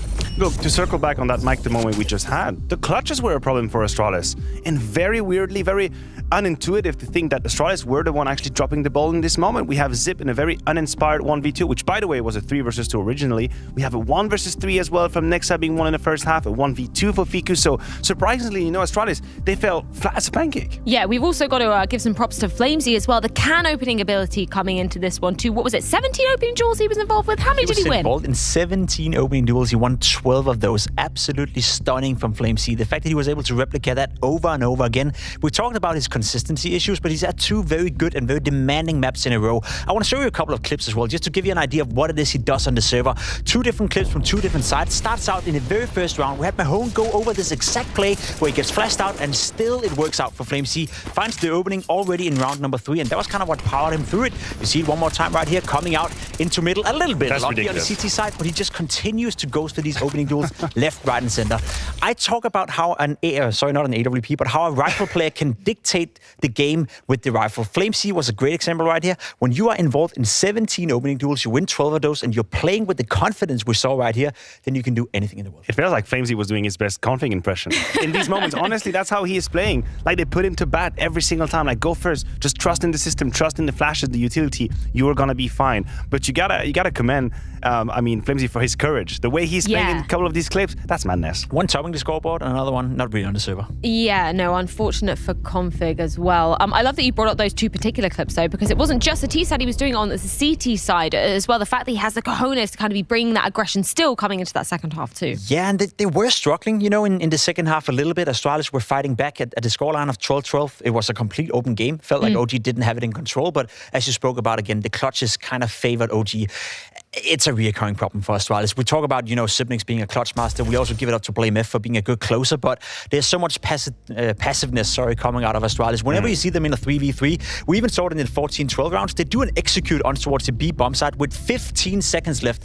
I'm honestly getting a little bit sick and tired of this slow pace coming out of Astralis. It's only Config who's trying. Couldn't really show up today, but there's a severe lack of aggressive players within this lineup. Let's be honest. That worries me. Yeah, I like that you mentioned this round 26. To me, that was a big red flag when it comes to Astralis. They had a couple of moments on their T side where I felt they had all the pieces in the right place. All they needed to do was to regroup, eventually maybe just leave one lurker on the side that could just put a nail in the final coffin. But the way they were kind of struggling, hesitating in these late moments, I don't really know why it comes down to. Why is it? Why is it that they execute with 20 seconds left instead of 30? I think the execute is fine on the B side. I think they have all the right pieces and the right utilities, but they just don't have enough time. As soon as the bomb hits the floor, that's it. It's over. The round is done. Yeah, and the firepower discussion as well, I don't know, it kind of breeds some warning signs for me when we're seeing Glaive at the top of the scoreboard. Obviously, really good performance coming out from him, but the fact that it isn't your configs, it isn't your BlameFs really, shining bright coming into this map, that's worrisome for me. Yeah, look, I'll never pass on an opportunity to praise Glaive. I think people know how much respect I have for this man, and he does deserve at times, and that was a game right here where he put his best foot forward on the CT side specifically, and Lord knows that the A side was under attack from OG. We see plenty of clips when he's being targeted, but yes, how many times do we need to talk about config shining or disappearing? How many times? The sun or the rain? It's Copenhagen weather in the last 2 days. We go from 30-degree sun to it's raining, piss pouring on us. Config disappearing in that game one more time. I haven't figured it out. The enigma still stands. The problem is it's config disappearing, but on his favorite map, Ancient, right? That used to be the one known quantity for config within Astralis. We highlighted him to be one of the best players in the world on the map of Ancient. Lately, ever since the update, we haven't really seen him play well on Ancient either. So it feels like the one few maps where we knew what he was going to deliver, he's not delivering anymore. It is a massive issue for Astralis. Yeah, and of course, Mirage coming forward, obviously Astralis' pick coming into things. That's another map where we're really looking at config to be shining brightly coming into this one. Of course, he was last time around, obviously with a sort of double Danish duo going ahead with BlameF as well. This is the last time we saw OG taking on Astralis. And of course, there was a moment from that we do want to be breaking down with the wonderful Mahone. What have you got for us, Danny? Yep, so config obviously really good at Mirage, but there's actually something I want to show that, a lot of other teams are starting to do a lot nowadays as well. And it's this play here, and this wasn't against OG, it was actually against Vitality, but I'm just going to show what the play was. So what we're going to see here, I'm just going to run the play just so you know what it is. It's with config running all the way to the left side of this cubby here, and often you'll see teams, they'll have a player kind of hide behind this cubby, and this is actually a really underrated play nowadays where essentially it kind of gives CTs a false sense of security. You'll see here that Vitality, Sphinx, they clear mid, they don't see anything at all. And then for whatever reason, as soon as config peeks here, he gets 2 kills in the back. And I want to explain why this play exactly works and all the timings involved with it. So the first thing you're going to see here is they're going to throw the instant window smoke. And this is a smoke that's become a bit more common nowadays. And how it works essentially is that there's lineups for each spawn that land towards the window. So BlameF is going to use one of them. And this is the fastest smoke that you can throw for the window position. It pops extremely quickly. And for the CT's perspective, as they come through this window position, there's a very narrow time that they can actually see a player cross over. It pops very quickly. And because of that, Config here, he's actually going to take a slight pause using the fastest window smoke possible to ensure that he crosses while the window smoke is still up. So that's the first player here where he cannot see him cross. The second player, who usually comes towards his connector side, I'm going to discuss this here. What you see is that for Spinks, even though he has probably one of the best spawns towards his connector position, there's no chance for him to even see Config cross towards the right side. So what that means with both the window player and the connector player not seeing him at all cross towards his left side, they have no idea that he could even be here. They tried to Molotov him behind the boxes, but they have no idea that he's actually in this spot, and that's why Config is able to find these 2 kills. Is these timings that Astralis were able to set up for Config to get to that left side of Cubby and get these 2 kills, and hopefully this is something we'll also see from Astralis in this upcoming match.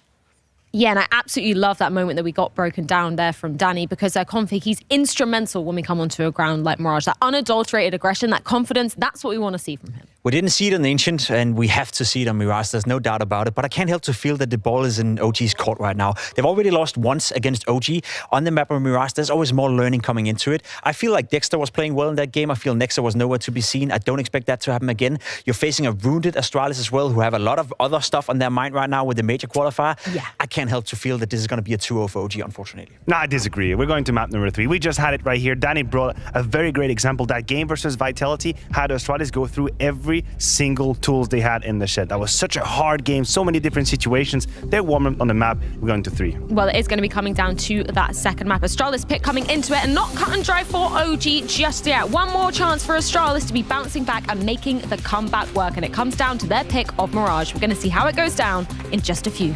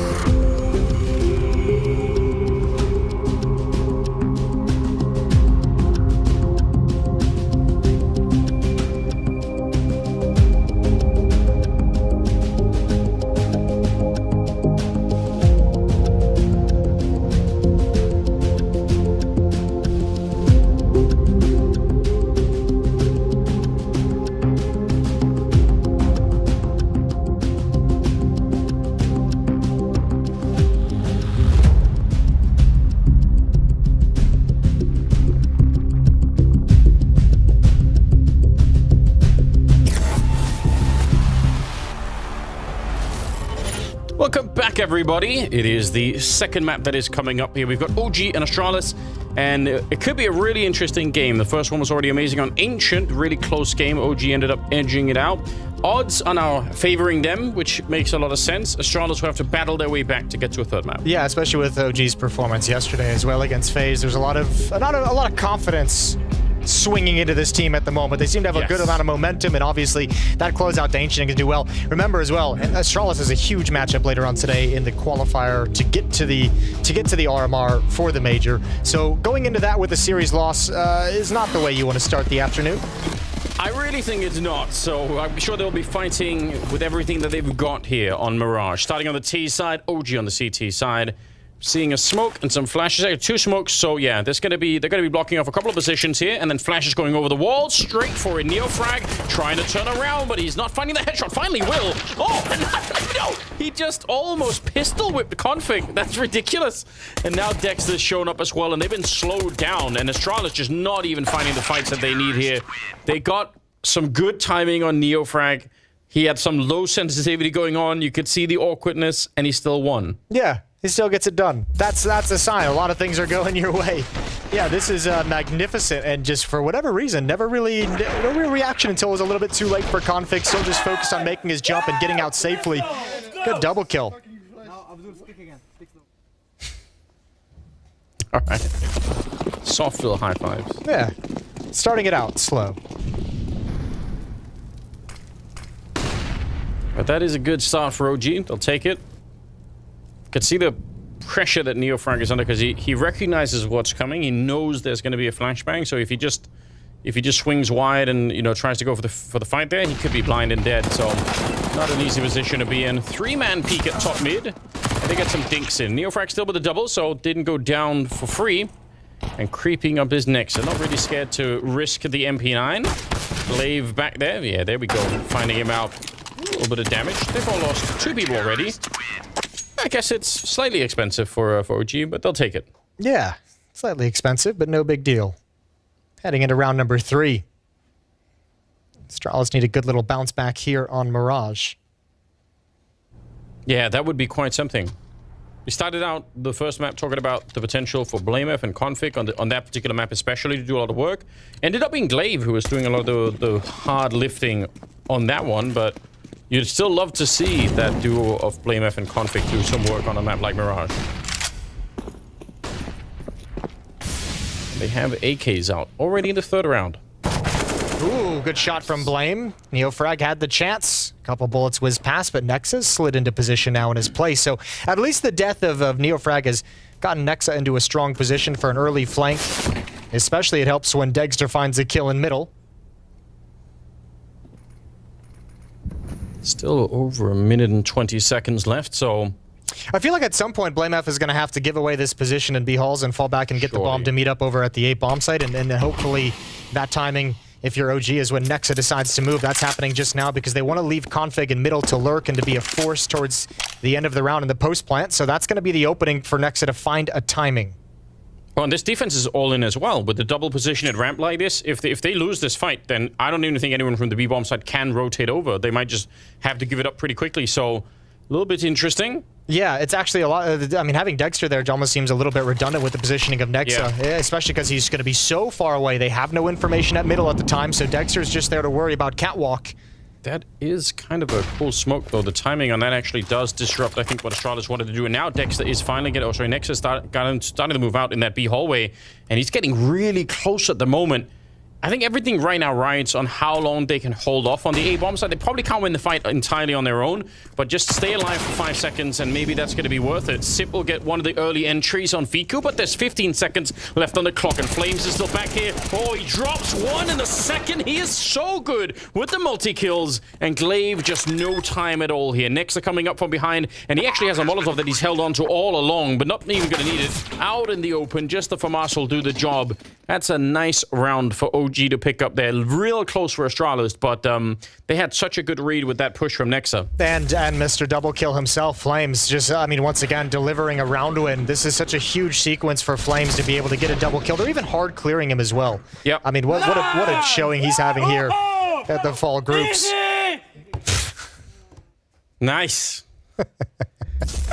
I especially love it with the camera shot of BlameF. I know, just head in hands. Just... That's it's really one of the tragic sort of developments in Counter-Strike in general is that we've sort of a lot of the time we lost the ability for people to yell at each other inside of a studio or a LAN or something like that. So it's good to have it back here at the Blast Studio because it does make it just a little bit more fun, you know. Config gets sprayed down, try to be quick with it in the middle. Not what Danny was talking about with the fast smoke in the window, which by the way is great. Danny does unbelievable work. Yeah, great work.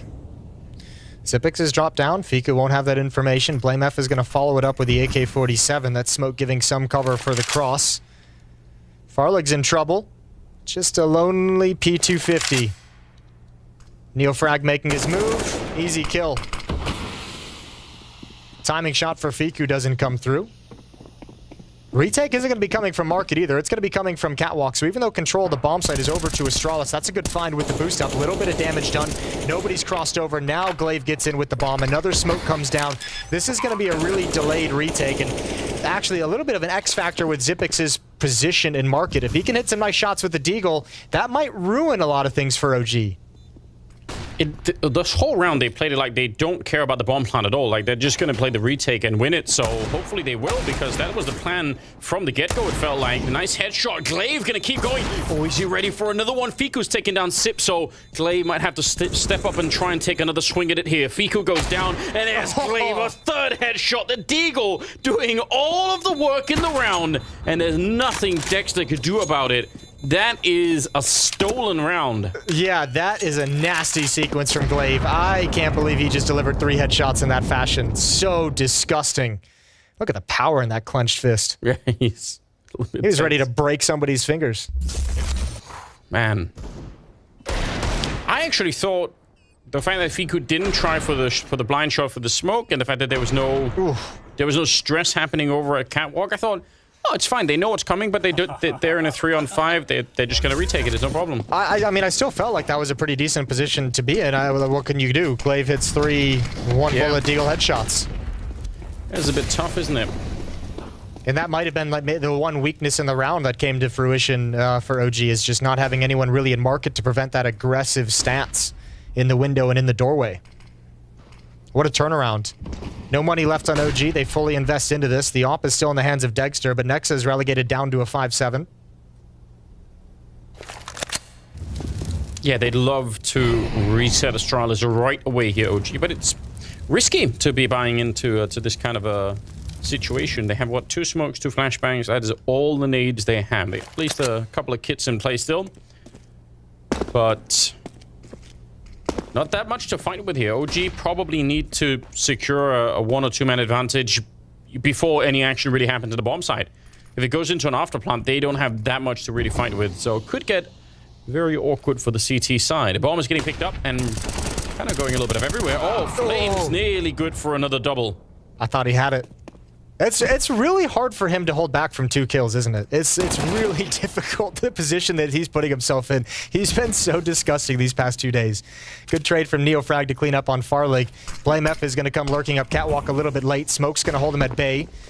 And obviously, Neofrag has no idea. Scoped up. There's Glaive with the kill, and BlameF comes through. Right when he's about to pull the trigger, Dexter's going to try and pick up the pieces, but I think this round is lost. If he doesn't get a kill here very, very quickly, they've got no business going for this. Especially because his teammate is so far away. That's a risky jump. He could have got picked off from Dexter there. But since they're not showing themselves, the chances now, it's not impossible. He could look for X's, I guess, but he's not going to get into the bomb site at this point. Wow, that move from Neofrag, you're right. He had no idea, maybe had no reason to suspect. And on the other hand, if he picks up the AWP and gets a kill on someone jumping out of the window, then he's the hero. Good bit of damage, but the round is going to go to Astralis. 2-3, still in OG's favor, but that did not look like a winnable round. The 2-for-1 trade at the start just looked like it was going to be everything. Yeah. And I think that's exactly why you didn't expect BlameF. You know, Flames gets the 1 kill, he gets the tag, Neofrag cleans it up, and they never actually saw BlameF. You're not thinking there's going to be a 3rd player lurking around. So good kill from BlameF onto Neofrag right when he's about to pull the trigger. Actually, he did pull the trigger, missed the shot. 3-2. And OG's out of money. Saved AK, saved AWP. Let's see what they can do. Couple of flashbangs picked up to warm your little heart. Yeah. Always a good idea. And that AWP at Dexter, he was very passive with it when they were on Ancient on the CT side, when that was the only thing that he had. There were a couple of rounds there, but didn't do too much.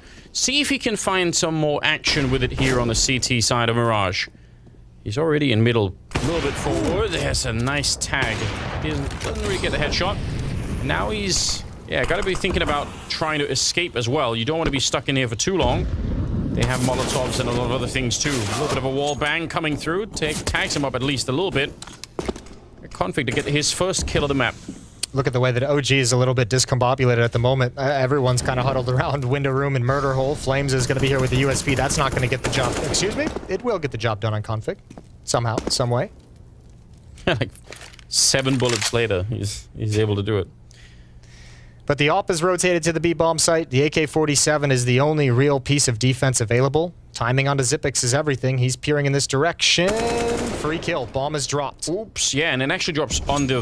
They can't even just go back and pick it up quickly. He's ready for this. He sees it coming and takes down. Finally gets just Nexor on his own, winning the round right now. And now the AWP is on catwalk. They can defend this bomb. Oh, this is a nightmare. This is a nightmare status. Dexter needs to be aggressive next. Almost with one more. And Dexter falls away. He didn't want the fight. They still don't have the bomb. 27 seconds, and Dexter's going to go for this. He's got a kid in hand from the previous round as well. Glaive, though, is ready to receive him. USP out, but Glaive is frozen in time on the other side. He does not want to take a single step forward. And now the bomb is planted, but are they going to be ready for it?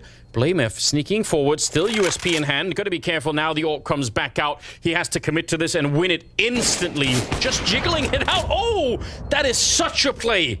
And it's a 1 versus 1. And like you pointed out, he does have the kit. Be sneaking forward and picking up the AK instead.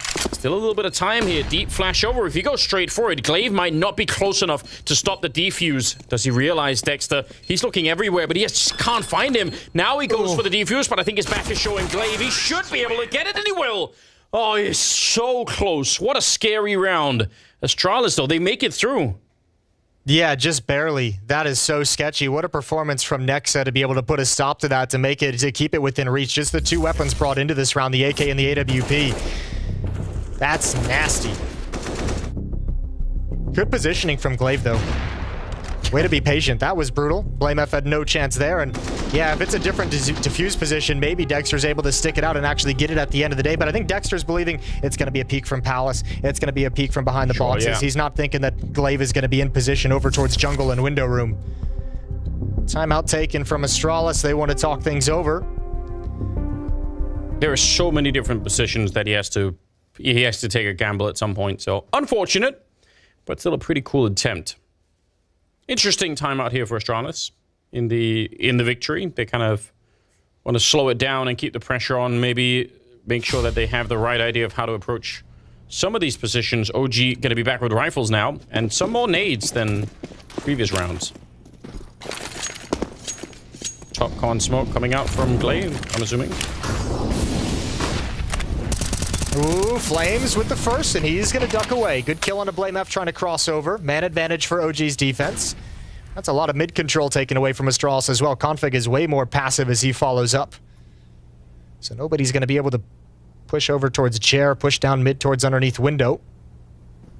And that did actually look a little bit like Blamef wanted to make the run that Danny was showing us in that video. Yep. Maybe a little bit delayed, and obviously in the video example that Danny was giving, you couldn't get there in time, so maybe Blamef had a slightly worse spawn and Flames had a slightly better spawn. Hard to say, but he did catch him. Ooh, Farluck's going to make his play.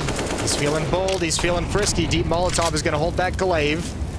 Farluck still hasn't peeked out again. He did work up the courage to take a initial glance into the bomb site and see nothing. The Molotov could actually be interesting. Doesn't go quite deep enough. I thought maybe he was going to catch Dexter, who's back there with the M4.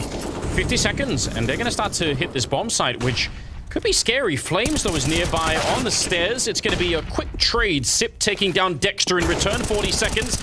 And Flames has shown up. Second kill of the round for him. He wants more. Building those multi-kills. He is such a god right now. 4th kill for him. He's up to 9 in total and winning another round for OG. He's doing such a good job of just playing within his own game until there's a moment to pounce and grab the extra kills, right? He's not overextending and he knows what's coming. Look at this comfort to be able to wait patiently for Glaive to make the jump. And then you're just just playing off your teammates. You're playing off and trading kills that have come out already, trading off information that's been passed over to you, and that's a quad kill in the round from Flames. What a stress in the eyes of Config. He's 1-7 as well. Farley is 2-7. Sip's got 3-6. Got a couple of players there that need to do something more. The Eagles out in this round. Good mid-air headshot picks him out of the sky. Yikes. Get that head armor, kids. Fiku knows the footsteps, knows the position of Zipix. Takes a confident fight, easy headshot.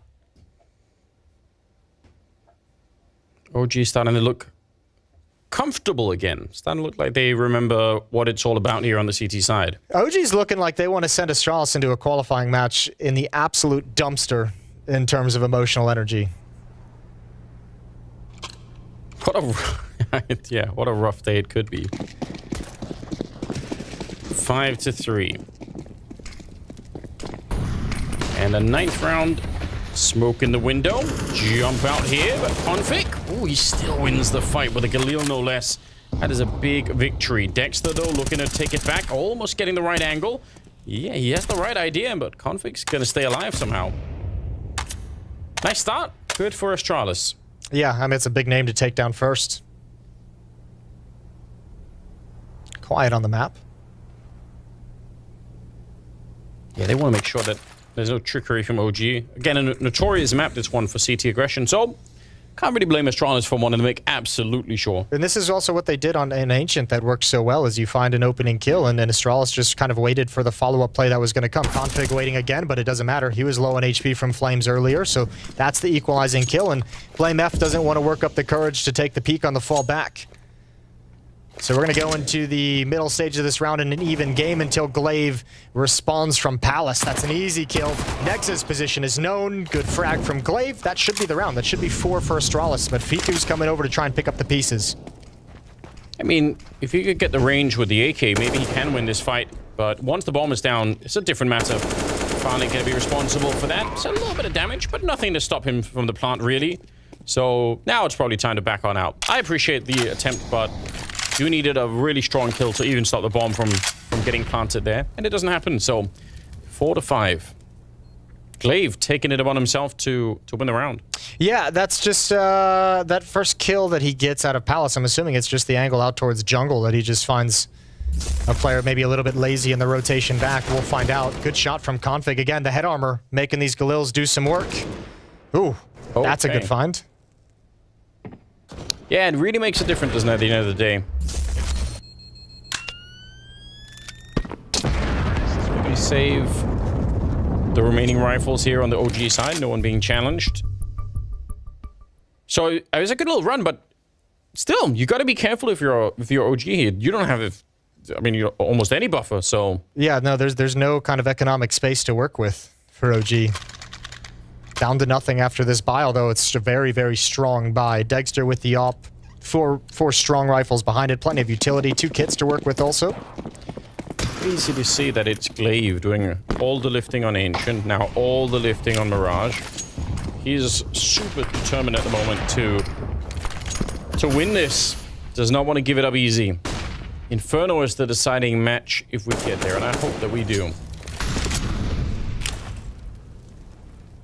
Some real tension, maybe especially for Astralis, like we've been saying.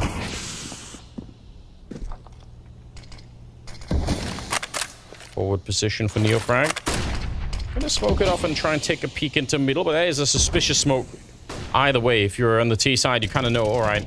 Ooh, look at the timing of this boost up as well. There's nobody even here to help out with this. Dexter's gonna come back. Good kill from Flames. Good find from Dexter, patiently waiting for that exact play. BlameF had an opportunity. And now they're a man down. Glaive started to make his way onto the bomb site. Solo play with the Galil. It worked last time, so why not again? Well, I like it too, because he's put himself in a position where it's hard to tell that he's even here. Like, they might know someone's aggressive, but you're not going to think someone's just kind of pushed out to this position and waiting. He's got cover because Zipex is peering towards window room from jungle, so he knows nobody's going to come from that angle. At this point, it's all if anyone from OG tries to move and shift into the bomb site. But this flank could ruin everything. Yeah, Fiku, he's been running this way for a while now. 30 seconds, he's almost at the ramp. They haven't even put the bomb down. Oh, and that delay for Config could be really painful. They are going to get the bomb plant, but Fiku's surely going to get the kill against Config here. A little bit of a long-range spray, and that should be panic on the Astralis side. He has no idea where to look right now, Glaive. They're just surrounding him. Tries to get the shot here, but surely going to get shot in the side of the head. Next, eventually showing up, and Sip, he's again got no real estate to stand on. He just can't survive in that position, so great flank, although there was a real moment in time where Glaive could have surprised someone. That 4 versus 3 could have started a 3-on-3 if Glaive just gets one kill because they just wander onto the bomb site. Yeah, and I mean, who knows if it's just like straight up like solid self-control to not try and push into the bomb site, or if it's because Fiku's flanking. But the defenders kind of realize they don't need control of the bomb site. They don't need to shift into that position. They have a teammate coming through T-spawn. They can just wait, see what Astralis is going to do, and because they don't actually press the issue to challenge anything, Glaive's little off angles never come to fruition, never yield anything for Astralis. Single Mac 10, AKs for the rest of it. Not all the nades you would want, but certainly some of them. Dexter, though, a lot more punch behind him on that AWP. Going to be taking down Config early in the round. Still a tough game for him and Farligan Sip. 3 out of 5 players on Astralis not having the best time to begin with. That can obviously change, but they don't have all day. And looking at the scoreboard for OG, everyone's doing something. Got the whole lineup ready to fight. Now they just slow it right down. Not that they get anything for it, although there is a little bit of a double push happening over here at the A ramp. Glaive up in the palace, so they're not going to find anyone, and they're not going to be found. Not quite yet. Now starting to make their moves. Good shot from Glaive. The off was not set. Was not ready. A little bit of leg shows underneath the smoke. That's an easy kill for Flames. Negs has cleared out a ramp. So, again, a little bit of an insurance policy. This is almost like that flank from the previous round. Flames going to fight in the fire. Goes down. Neofrag pulling attention away. And Glaive is aware of the possibility of Nexus position. He's got another one. The captain of Astralis delivering all the critical kills. It really is. What a ridiculous performance this is from Glaive so far. Double kill up to 14. Fiku on his own with absolutely zero chance to win this round. At a minimum, he would probably need a smoke to put on top of the bomb to force a fight and probably get a kill before he even tried that. Can get some exit kills here, but I don't think he's going to get any closer to the actual defuse. So, should be a 5-6 scoreline here. Astralis coming back into it. Yeah, there's a good exit. The rest of them waiting by the ramp to make sure he's not tricking anyone. And it's going to be the round, so... Man, if not for Glaive, they might just lose this best of 3 almost immediately. I know, they might just be completely washed on this map as well. He had that incredible triple kill earlier as well, coming out of Palace that delivered such a huge round at a big moment as well. I believe Glaive was the player that Launders picked as the one that he was the most excited about across the last 10 years of Counter-Strike, you know, in the context of the 10-year anniversary and all the rest of it. Okay. Interesting choice. Yeah. Very avant-garde. Yeah, I think that's probably more rare, but you could probably defend that for a long time if you wanted to. It could be a long discussion. Definitely has an insane career behind him, so. Yeah, he does. Well, here he goes. Calls a little pop through the A ramp. Thinks he's taking advantage of a low buy. There's rifles out, but oh, everyone's blind. Everybody is so blind. I don't know how Glaive's alive. I have no idea how he survived that kind of a swing. And it looks like they almost just want to fall back and disappear, but they've dumped all the utility. There's no plan B behind this tactic. It's all to make this work. Mac 10 doing damage, but not finding any kills. It's chaos. It's so hectic. And now the SMG chimes in. Glaive goes down, traded off by Flame F. And look at it. Astralis coming out on top of all the insanity. 4-on-3 at the moment, but we're not done yet. Nope, it's going to continue. Confix still got some health on him here. Ready to see if anyone's going to come through the window. I've rarely ever seen such all-out madness happening. More smokes, more flashbangs, more shots through. Everyone's blind, and they're not finding the kills. But finally, it's going to be Astralis coming up with a big lead here. 2 versus 4, and probably time for OG to save what they got, if they even can. Good find from Zip. That's going to seal it. And this is a great moment for Astralis to just take control of this half. There's going to be 3 rounds left after this, and there's no money for OG. Perfect timing for Astralis to deliver the knockout punch. Feels like a really rare moment where you can set up all the initial utility for an A execute, get no kills, kind of have the utility almost, you know, peed out, and then recommit to the fight and still win it. It feels like most of the time, if you don't get that, at least a little bit of a connection on the first swing, it's hard to come back into it. This is so crazy how much flashbangs and utilities just spent to just spam through smoke. I don't know how you can have any kind of clean communication if you're any of those players just stuck in that choke point. Round 13. Yeah, tied up. Which, from Astralis' point of view, is amazing news. Looking at the economy, it's even better. USPs, not even a flashbang. All grouped up, though. Out for a little company trip. A little get-together. Oh, they're going to boost up into the window. It's great. I appreciate this. You can boost on the windowsill, like right next to where Fico is. Okay. And then the top player can lean really far forward. Sure. So you can see people's legs as they're coming through if they hug the wall on the right side from the T point of view. Nice. Yeah. It's actually easy to set up. Okay. Well, it's not, yeah. The nice little stack towards the B bomb site. Yeah? I'm not going to denigrate your stack in any way. All right. That one I'm fine with. Cool. That's kind of rare. It's all the other ones that...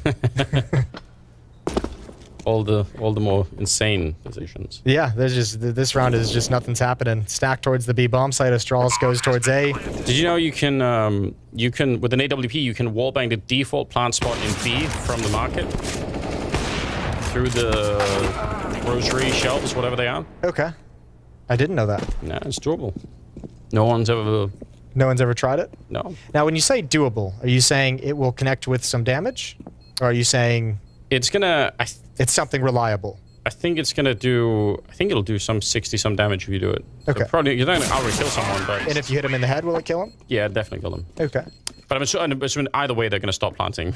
You know. Sure. They hear the AWP take that. Even if you take 20 damage, you probably stop planting because it's the AWP. You know, you're like, oh, what's happening? I'm trying to imagine that lineup right now. I can't envision it in my head. It is obscure. I won't lie. Okay. But it can be done. 6-7. Astralis with a real nice return. And look at what it's done for Glaive. He's pulled all of the players in behind him. Right? Config started to do a little bit more. Five started to do a little bit more. Sips up there with 7 kills. Everyone started to believe a bit now that the captain has shown up. And that's great. Usually, what's the idiom? Captain going down with the ship, but the ship's not going down, Jason. It's still afloat. Still afloat. It's like that one ship from Pirates of the Caribbean. What's the one that keeps coming up out of the water? It's been a while. The Flying Dutchman? There we go. Yeah. Someone can Photoshop. Crewed by the undead? Yeah. If somebody could Photoshop tentacles on the glaive, we'd have some kind of meme going. Perfect. I always love it when tentacles come into the mix. I know you do. 7-6. Let's pause it there. Neofrag's gonna push up into the corner. Nice flashbang. Nice flashbang. Nice kill. Even checks really briefly to the right to make sure no one's up on the flower pot. He's gonna stay aggressive. Coming back for more. Timing is everything. He's got glaive. He didn't reload after. He had plenty of time, but he just didn't. He's like, no, it's not necessary. Next, with the double. And OG, they have a little bit of a knack for getting back into the round or the half right as it feels like they're about to be completely eclipsed. Because this was looking like it could easily be a 9-6 finish in favor of Astralis, which would have been really something. But now we're going to type the scoreline the other way, 7-7, and that means OG could still get an 8th round, obviously. Blamef trying to fight it. Long range to connect that spray with. And now 1 versus 3 with no health at all. Going to be some good damage. Molotov on top, but Nexa is going to escape. And with only 15 seconds, it's not so much even the mechanics for Blamef here. It's just you can't really put the bomb down with this little time in a 1 versus 3. So try as you might, it's going to be 7-7. 7-7, 1 round left in the first half. OG, actually both teams looking to take a lead. It was OG on Ancient who was able to take a first half lead.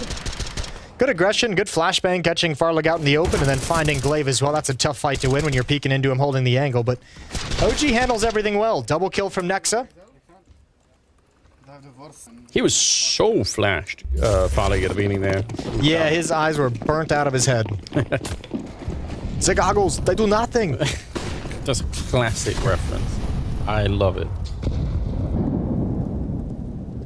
I wonder if looking into a scope will magnify the effect of a flashbang. It feels like it should, on some level, make sense, you know? I'm willing to test this out if you're the one looking through the scope. Yeah, I think if you have a night vision on, that's where things get real rough. But, yes. Oh, just the blind tap, almost getting the headshot, but still a lot of damage on the set. Neo Frag gonna get traded. Fiku was there. There's a good 1-2 punch combination and a flank coming in from Flames. I don't think do they even know? I have no idea. Blamef isn't looking in this direction. He certainly should know now with that Molotov, and he somehow gets away. Is Exo aware that someone's pushed all the way up to the close right? That smoke, oh, it just barely covered him. Now he knows. Glaive was way too tucked in, not actually looking for a fight. Blamef's in some trouble. He goes down next, and OG.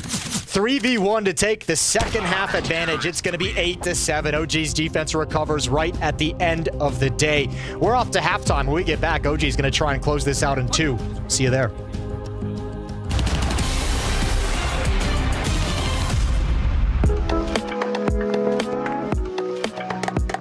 This is hard. I think Simple's probably attended like all the majors. With Flipside, he did a lot of major. I think he only did one with Flipside. On one? I think so. I think Aragon is higher because he like played for a longer time than Simple. Write in the comments who do you think attended more majors, and then we're gonna decide which is the right way. I think just going by the age and experience, I would say Simple's lower. Lower. Lower. Take it. Thank you. Lower. Don't do a mistake now. Yeah, no mistakes. This one is oh shit. This is tough. I'm not sure. There's not big difference between them in ages. I think so. He has all the trophies, right? Yeah, but like that's my logic. difference will be like one major between them. So at least lower. I'm gonna go a leash higher. A leash higher. Oh, here we have the 4 major champ. This is not easy. I don't even know when he played his first major. Was it Astralis? Or did he play one before? You sound pretty confident. I'm thinking it might be Glaive, but... Oh, it's a Glaive for sure? Yeah, higher. Must be higher. Higher? Alright. Yeah, let's go for so Glaive lower. Yeah, Glaive lower. Oh, it's grand final actually. Oh, Apex played almost every major, no? Yeah, he also has the older trophies as well. I think like Clan Mystic and stuff. This is tough. This is tough. My first thought was lower. Apex lower than Glaive? Yeah, what, yeah? Mine was higher. I'll go with that. Apex higher. Tessus is quite young. He's like 21 or 22, and it's just physically impossible for him to attend more majors than Apex, right? For sure. Lower, yeah. Okay. Tessus has he wasn't playing majors before Heroic. When did Tessus join Heroic? Like 2020, right? So higher? We're speedrunning this one. Going good. Dexter. Lower, right? Yeah, Dexter's only played one major, maybe. I think Dexter hasn't been to a major. He has last one, but he's Antwerp? So Dexter lower. If I will had a Rio major that was in 2019, maybe we will be on the same. Mr. Tapson. We got Tapson, Dexter. That's obviously higher. Last one. Finally, an NA player, Grim. And the last one. We got Grim, Tapson. But also lower. The fastest one in history, huh?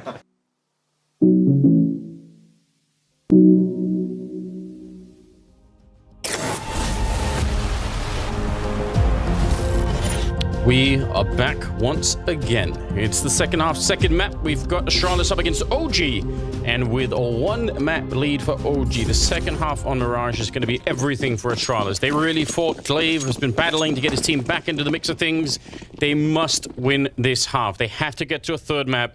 This is a huge day for Astralis, and they just need it. There's no slowing down right now. Yeah, this is a game where you really need to get some positive vibes going. Let's see if they can close it out, bring it right back. Down 1 round into the pistol, 2 smokes put up. They know what's coming. Pop out of the Falls as well. There's the dualies from Glaive. Nice double kill straight to the domes of Neofrag and Flames. Finally responded upon, and responded upon in a big way. Dexter's gonna keep pushing. Eventually goes down, and we're in a 2-on-2. So much aggression. You could tell the bloodlust there once he had the fight going. He just wanted to keep it up. Flashbangs are all gone. Oh, what a nice peek from Fiku.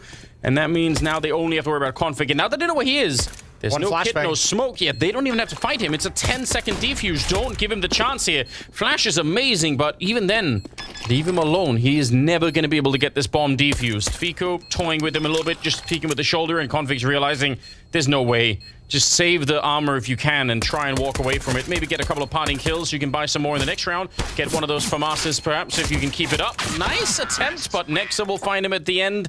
And it's OG to win the pistol in the second half. Yeah, what a great recovery after the 2 kills from Glaive. God, that if you're Glaive and you go down there, you feel like I've done my job. This should be a win for them, but Dexter's just a beast. Look at that one. Cleans up Farlig. Someone from Astralis trying to come through the smoke and just gets absolutely deleted. I believe that was Blame F. Tough round. Okay, just noises now. Almost choo-choo sounds, which I like. I appreciate that. Maybe get some Thomas the Tank Engine memes going. My favorite. It's a personal favorite of mine.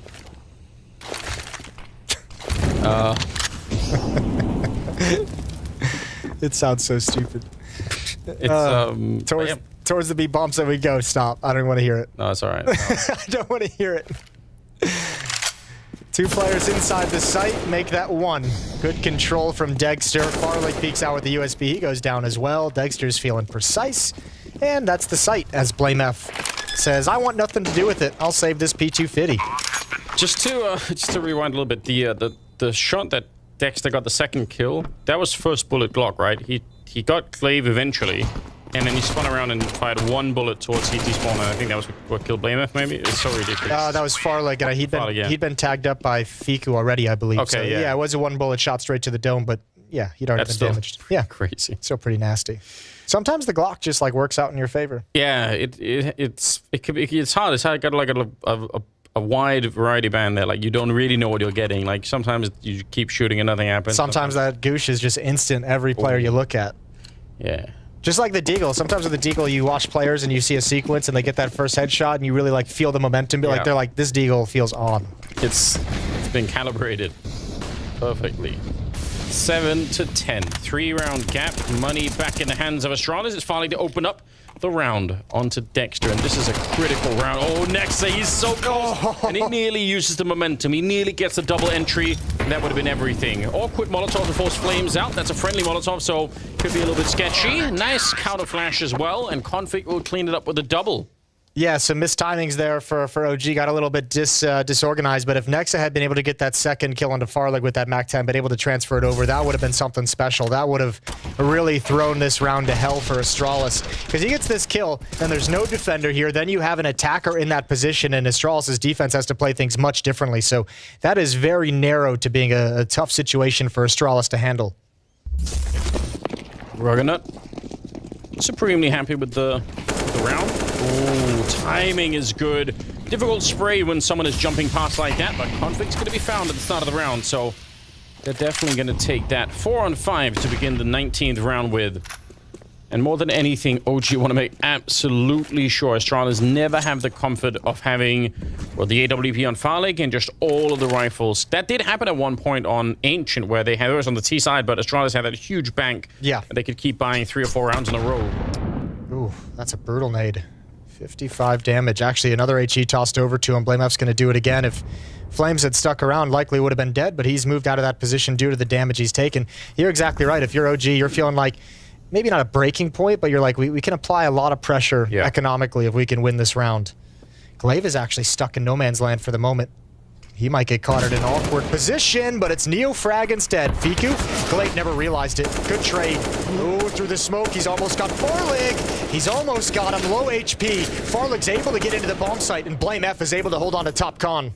How is he still alive back here? 40 seconds, and it is a 3-on-3. They're starting to get the bomb up as well, though. That A-ramp. They find him, yeah, he's dead. Just didn't have the health to take any fight. Blame F is going to be found eventually. Nexa, slightly awkward start to that battle. Sip I don't think it's worth it, though.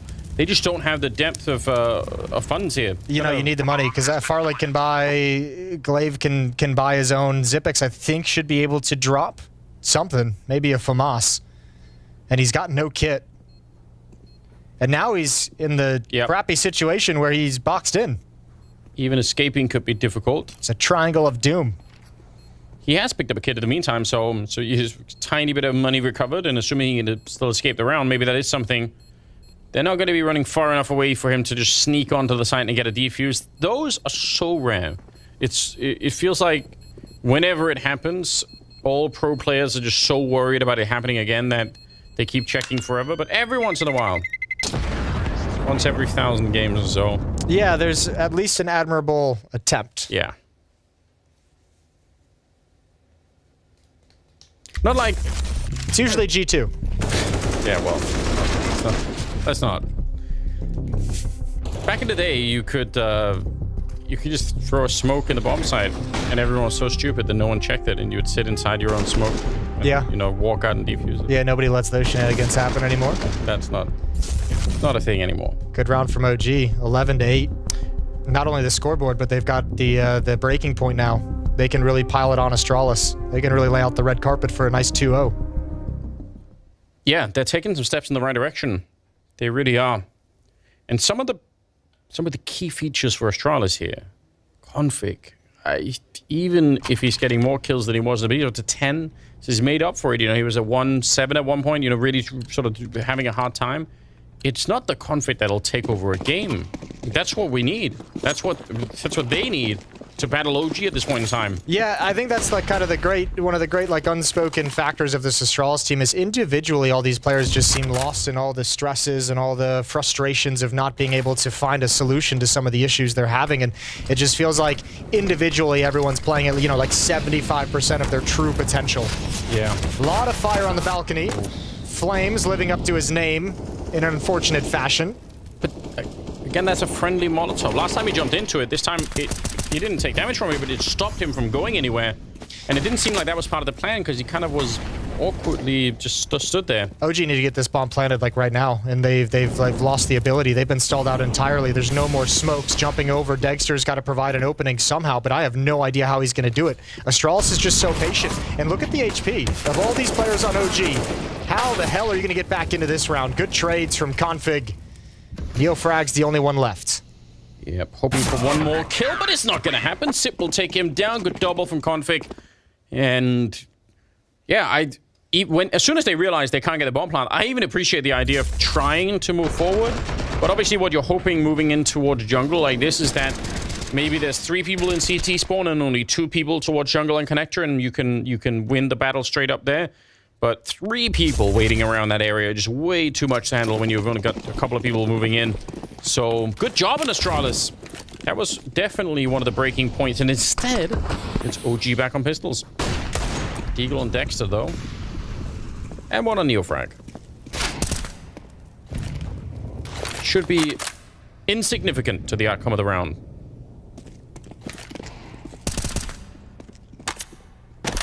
Not really worth it. Not at all. Just let them be if they're going to be... Let them chill. Yeah. Let them have their powwow. Going to be up here anyway, then yeah, you're not risking anything, you're not giving anything away. One deal shot would be great here, though. Although this is a near impossible position to actually clear. But if you get that one dig onto Zipix, there's not really any other defense. The next closest is Config over a catwalk, and maybe you can at least get a bomb plant.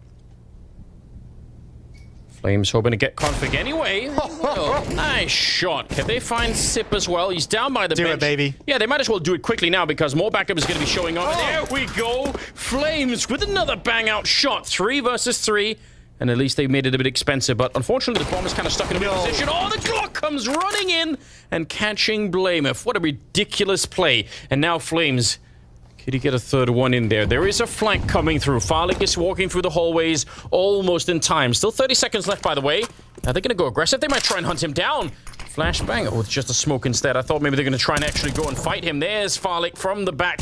and shutting down Nexa. Flames walking through the smoke. He hears him running, almost catches him by the cash register. There's another headshot, and now it's a 1 versus 1. Flames. 10 seconds. Brought out the deagle, yes.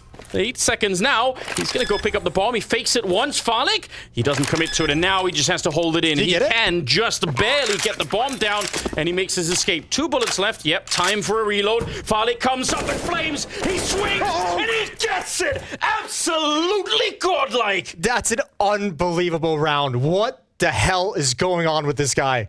At this event, this is wild. This should be an unwinnable round. Remember, 2 deagles picked up. That's it. No utility, no armor. This is all flames. What a god. Can't believe it. This feels a little bit like that the other round on Ancient where they were just saving, whereas like if you're not even meant to do much of anything. Oh, that's a kick in the dick. It truly is. He's unbelievable.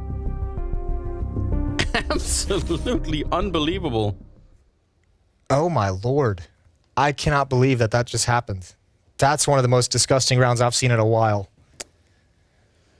It's made worse by the fact that you can almost feel the tidal wave coming, like you know, the stomach ache. Like for a minute you're just on the beach and the water is like pulling back and you're like, ah, this is nice, like nice view, and then the whole village is gone, Jason. Okay, so just village lost to the tide, not even a flood. Why'd you build it there in the first place? Yeah. Shout out to New Orleans. Here we go, Dexter. Oh, they don't have anything to even rebuild the village. They're out of funds. There's a gap in that smoke. That could have been really dangerous.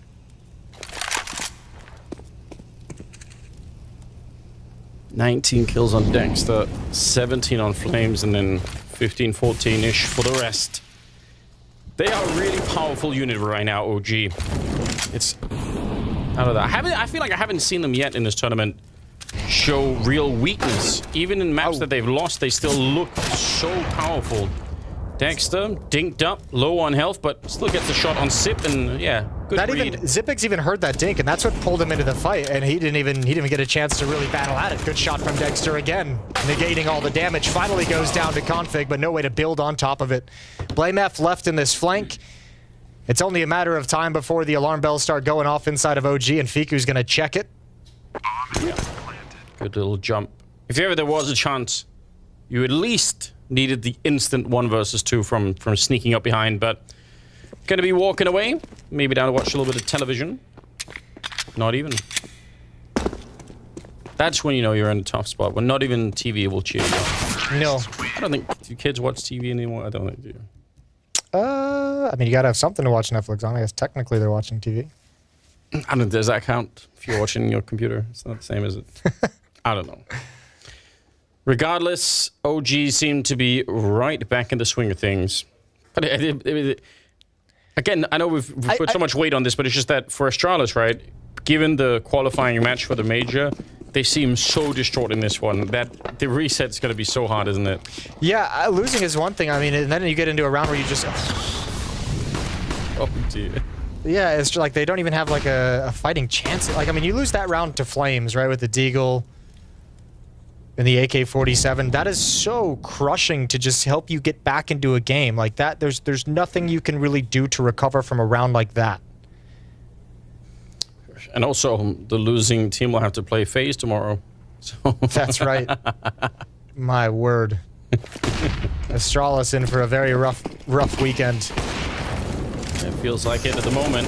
Finally get it back here alone inside of the bomb site. He's got absolutely no help. Flames up the ladder. Still getting the kill on Farlig eventually. Taking all the attention away, giving away the information of his position and making sure Farlig has a hard time tracking him. So, I mean, at the very least, doing something to make that easier. Config close up with the SMG. Gonna pull the trigger. They line up. Double kill for him. And a flashbang to slow things down afterwards. That is a fighting chance now for Astralis.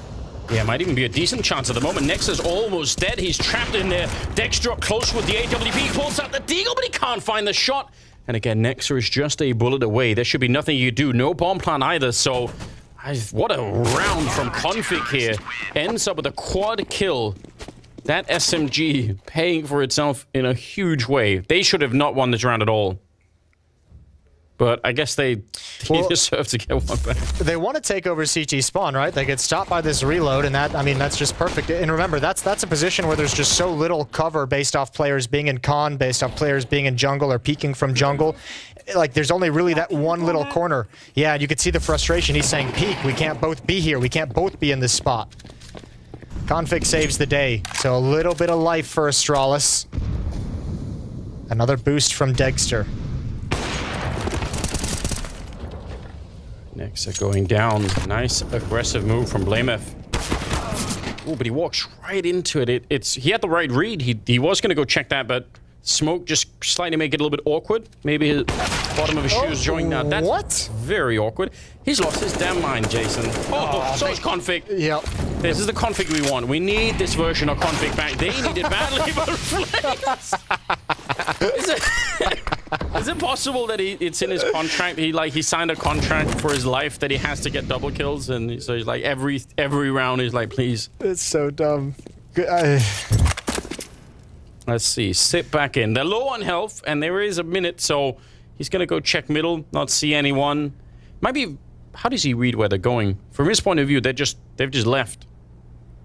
Well, this is where he's built his career. Situations like this, high pressure. Look, it's great having a Config in this kind of performance with the double kill he puts into the board. I'm not sure what that was, but this is so freakishly gross. Like, your form of Config doesn't matter if Flames just deletes you like that, and even BlameF has to give a little bit of respect in the round. Now, Xyp9x has read the situation perfectly. He's over here in market. He has the right read, and they're low on health. Yeah, if you have a Molotov to get a little bit of safety behind that bomb plant, smoke as well. So at least they get that much. Now, he has a smoke of his own, and that's a huge tool if you want to try and force out the fight, especially if you could turn it into a 1 versus 1. Already creeping around. Got the right idea on one of them. Second one of the hallways. That's probably not a surprise, but he's so exposed out here. If he takes this fight early and they just double peek him, it's a disaster. Sneaking through, one still back here, and he misses the initial shot. He probably needs to get it almost immediately. He still will. Oh my god, that is a great 180 spin. And a little bit of life shown here from the clutch minister himself. Yeah, huge save. An absolutely massive save. And that's maybe one of those scenarios where Neofrag just should have played individually, let his teammate die there, not overextend and play with the bomb. Remember, with the bomb planted in this fashion with it running down, it's essentially a 3 versus 1. So maybe a little bit early for the pounce for Neofrag, but you can understand the idea. It was him. We asked who yesterday had the strong Corva. It's definitely him. Yeah, he's perfected it. Yep. Now, there's a online lesson I'd pay some money for, you know, language lesson, just to get it perfect, get the R's rolling. Sure. Really strong word. Anyway, we're seeing the coaches really involved here during the timeout. Everything is on the line at the moment. With I think you're right. With the time that was left, Neofrag definitely could have ducked back down in and just said, "All right, that's it. Like you even if you smoke it off, I'll have a lot of time," and you don't have that much time to fake it. I mean, it's hard, and again, that's again a little bit more of a nitpicking on the situation, because he could have also been saying, okay, Xyp9x has got that kill, he's going to be hustling back to tap the bomb to try and pull me out. If I peek right now, he's not going to be expecting it. He'll be looking for the bomb. You know, there's a whole host of thoughts that go through your mind in that moment, and it's got to be a split-second decision. Careful now. Don't want to be losing to the Deagles. Good job from BlameF. Following it up and taking down Nexa. Neofrag going to be found here. Dexter in flames. By the way, Dexter's up to 23 kills, so he's sort of quietly taken over everybody at this point in time, which is kind of cool. But it's a really good chance. Should be Astralis here at 12 to 13. That's a great catch-up. They still have a shot at doing this. They can still get us onto Inferno, which we deserve. Dexter heard the op scope. Gonna turn, he should be able to find BlameF, but that aggressive push doesn't let him save his teammate. Never even got to worry about the ult back in CT spawn. 1 round back is Astralis. Yeah, they're getting close. You could see that, you can read the stress in their faces right now. They are there's a veteran roster in some way. I mean, maybe not the roster itself, but in terms of the amount of years collectively have been played Counter-Strike here on the Astralis side, right? It's absolutely absurd. That's part of what makes it so absurd that they're still fighting for a spot in the major, which is I know, just a crazy thought. And the legacy of the Astralis as an organization. Yeah, but you also think they've been under this kind of stress many times throughout their careers, so you have to assume that they can remember what it's like and try and dig themselves out from under. Almost the flick on Farlick. It's a nice attempt. Oh, and Flames with the opening just up on the back of that bench. He's ready for this one too. That is such an extreme angle. What are you supposed to do against this guy? Like, he was reading the future, dude. Yeah, maybe. He might actually be the one. That would have been the perfect example. 5-on-3. Dexter might be top of the scoreboard, but Flames is just unreal. Zipix pushed all the way up. No flashbang on Dexter. It's got to be a hard clear from Flames. He does it, but he can't win the fight. Zipix is trapped, though. Yep, has to stick around. Oh, that's very awkward. Good smoke, though. 45 seconds. That'll really slow them down. Push from config. This is huge. Fiku's ready for it. Shuts him down. You're right. That would have been the round-winning move. And now they're going to be finding Glaive. So even if Sip, I like everything about that. Winning the fight, putting up the smoke, buying a little bit of time for config, but they needed that little flank to work out. And it would have been very easy to get caught by config there. You got to give props over to Fiku finding that kill, just being ready for the next fight that was going to follow up once they got stalled out. He very easily could have just been a little lazy turning that corner. Well, they want to take the AK, although that's becoming an expensive run here. They don't have any money really on the OG side, so at this point, they might just slow it down. Yeah. Some cash still on Astralis, so the AK is going to make a huge difference, but OG cannot afford to just throw everything away. Yeah, I think actually those two weapons, that was maybe a little overeager on this hunt. You can understand why they went for it, but this is going to punish them massively going into the next round. Especially because, as you mentioned, with the money built up behind Astralis, it's going to be another very strong buy for the CT side. Not out of it just yet. 14 rounds on OG. They're not that far away, but economically, all it takes is one tiny slip up here, and it's done for. This is such a good peak, but the follow-up here is so crazy. I know, it's just disgusting. BlameF is probably never in any world expecting a peak from that angle. No. And the certainty of the peak as well is like, oh, you know, you didn't just back into the corner and realize there was a fight. You actually, you planned it. This round is everything. Astralis can be knocked down to the last chance against FaZe right here. If they can't win this round, they'll be out of money. And Config with the 4-on-5 is going to feel the pressure to make a play. That's exactly what Fiku's hoping for. Here it comes. Good find. Good find from Config. Yeah, absolutely essential. The bomb quite far back. Not that Config's going to go find it, but you've got to be a little bit careful. That's almost 3 people peeking that angle. One of them behind the box and a bomb site, but Glaive is going to be winning the fight against Dexter. A little bit of an awkward off angle there for Sip. Molotov will force him back out, and he almost had it. If not for the flashbang, he might have been able to actually find that kill. Instead, it's Flames with one on Sip. And usually when it comes to Flames, when there's one, there's got to be one followed up as well. Does he see it? He does, and he'll take down Config. Eventually will fall, but Glaive, 1 versus 2, and the bomb planted. What do you even do? You almost have to just go for it. And his position given up as well. Yep. And he's got to do it quick. He's got no kit, but he does have 23 kills. He's been the hot hand for Astralis, and now he's got information on Nexa. Yeah, he sees one. That's absolutely massive, and we'll see. There's a kit on the ground at least, so a little bit more time being gained. Walks right over it. 23 kills on Glaive, looking for a quad kill clutch here. He's going to fake it out once with the smoke on top. He's a long time away from getting that kill, and Nexa instead will take him down. So close, but not close enough. If he would have got it, the other player would have been on the other side of the smoke, and maybe he could have gone for that defuse, but it is 15 on the side of OG. This is the equalizing kill from Config in that Palace push. That was a nice start. Yeah, he's a little bit surprised that Config was able to see him that early, but Flames again with a double kill. The position from Config is great, pushing in front of the smoke to catch him off guard, but couldn't find the first kill clean enough. 3 chances for OG to take this series, to knock Astralis down and start their day in a very rough way. Yeah, true indeed. 15-12, and almost just what, Deagles and Scout here to play with, to try and bring it into overtime. I think it's possible, Jason, that they are saving strats for the major. I'm sorry. That's cruel. I'm sorry. Saving strats for the major qualifier. There we go. The qualifier to the major qualifier. I like it. The fourth pre-qualifier to the major qualifier. Saving strats, maybe so that FaZe don't know. It's a long-term plan.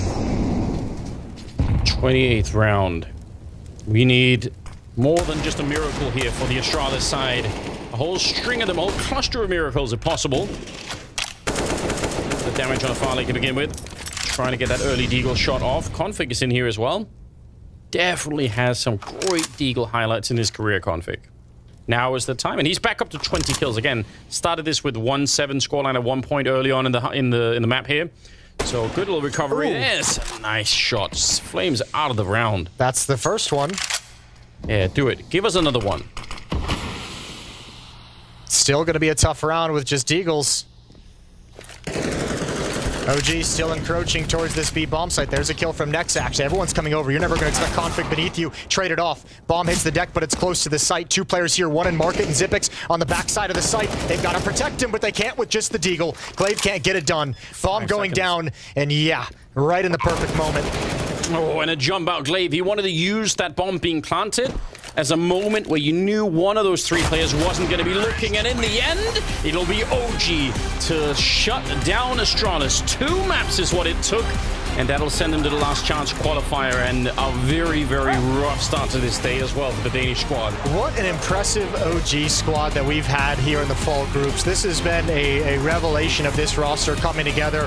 Obviously, Flames and Neofrag made this team dangerous. Dexter seems to have brought them to a whole new level. I mean, yesterday's win was incredible over FaZe. This was spicy over Astralis, and for a long day for the Danish team to qualify for the major stills, we referenced a couple of times. They have a best of 3 later on, just to see if they can get to the RMR, just to see if they can qualify for it. And they've got a tough day. They've got to reset in a massive, massive way. We've got Banks. He's ready for an interview with the winners. He left me. He went to go fist bump, you know? I guess he's being very respectful of that one. I did literally have him by the side of me. Everyone else has stayed with me, I guess. Fiku, come on, you left me alone. We're live, we're live, we're live. I know you're very hyped, I know you're very happy, you have a big smile on your face, but in the opening part of groups, you did not win a single map, right? Now you've gone the longest route. First, you had to take down Complexity, then FaZe yesterday, and now Astralis. That is one incredible run, but what changed between the first start of groups to what you have now? Like, we had a talk, like big talk, about how we want to play and stuff like that to fix every mistake that we did, like the really basic mistakes that we did. We didn't communicate well and stuff like that. So we were like talking each other and in the group how we want to play, so we can like know each other better as well and stuff like that. Well, these improvements have certainly shown, but I want to ask you as well, you're Ancient, you beat some of the best teams on it. Are you guys the best Ancient team in the world right now? Yes. Your coach is agreeing as well, he's always saying that. Now, when it comes to that Mirage though, you played on it before. Mirage has been probably the best map for Astralis overall. Did you have a lot you were able to take away from the first time you played? Did you have a lot you learned? Like, as I said, like for example, when we played Mirage versus FaZe as well, like we had 2-7 and we just stopped talking, like communicate, and it's like we won't win without communication, right? So we were talking mostly about communication, and now even we had like tight scores or we are losing a bit, we are still talking and we're trying to keep the spirit in the team. So I think it's important. That's why we won probably. And one thing I'll say as well, and I'm looking at you guys here, you guys have so much energy. This is this enjoyment for playing Counter-Strike. Is that how it feels when you're in? Yeah. There we go. That's the way you get it done. Well, Fiku, you've made it all the way to the full finals. You'll be there in the Royal Arena. You had a great showing at Lisbon as well. Is this the OG that's going to show up all the way? Do you think you can go even further than what we're seeing here? I hope so. I hope so. Let's see if you do. Fiku, thank you very much for your time, man. An absolute dream run from the likes of OG. Despite a lackluster start to the tournament, they completely bounced back to tear down Complexity, take down the Titans of FaZe, and now cast Astralis to the curb. A well-deserved spot at the Royal Arena, if we do say so. Yeah, they've done it cleanly. They've done it cleanly in 2 maps against Astralis. You mentioned that whole path they had to go through in the Gauntlet. No one gave them that berth to the fall final. No one gave them the keys to the Royal Arena. They had to seize it then. And the first man that we all have to talk about would be Flamesy, the hero of that OG lineup so far. Yeah, he's played a great tournament. A big part of the reason why they were able to qualify in a clean fashion. Let's not forget they took down FaZe as well, the world #1 or #2, depending on where you look at it.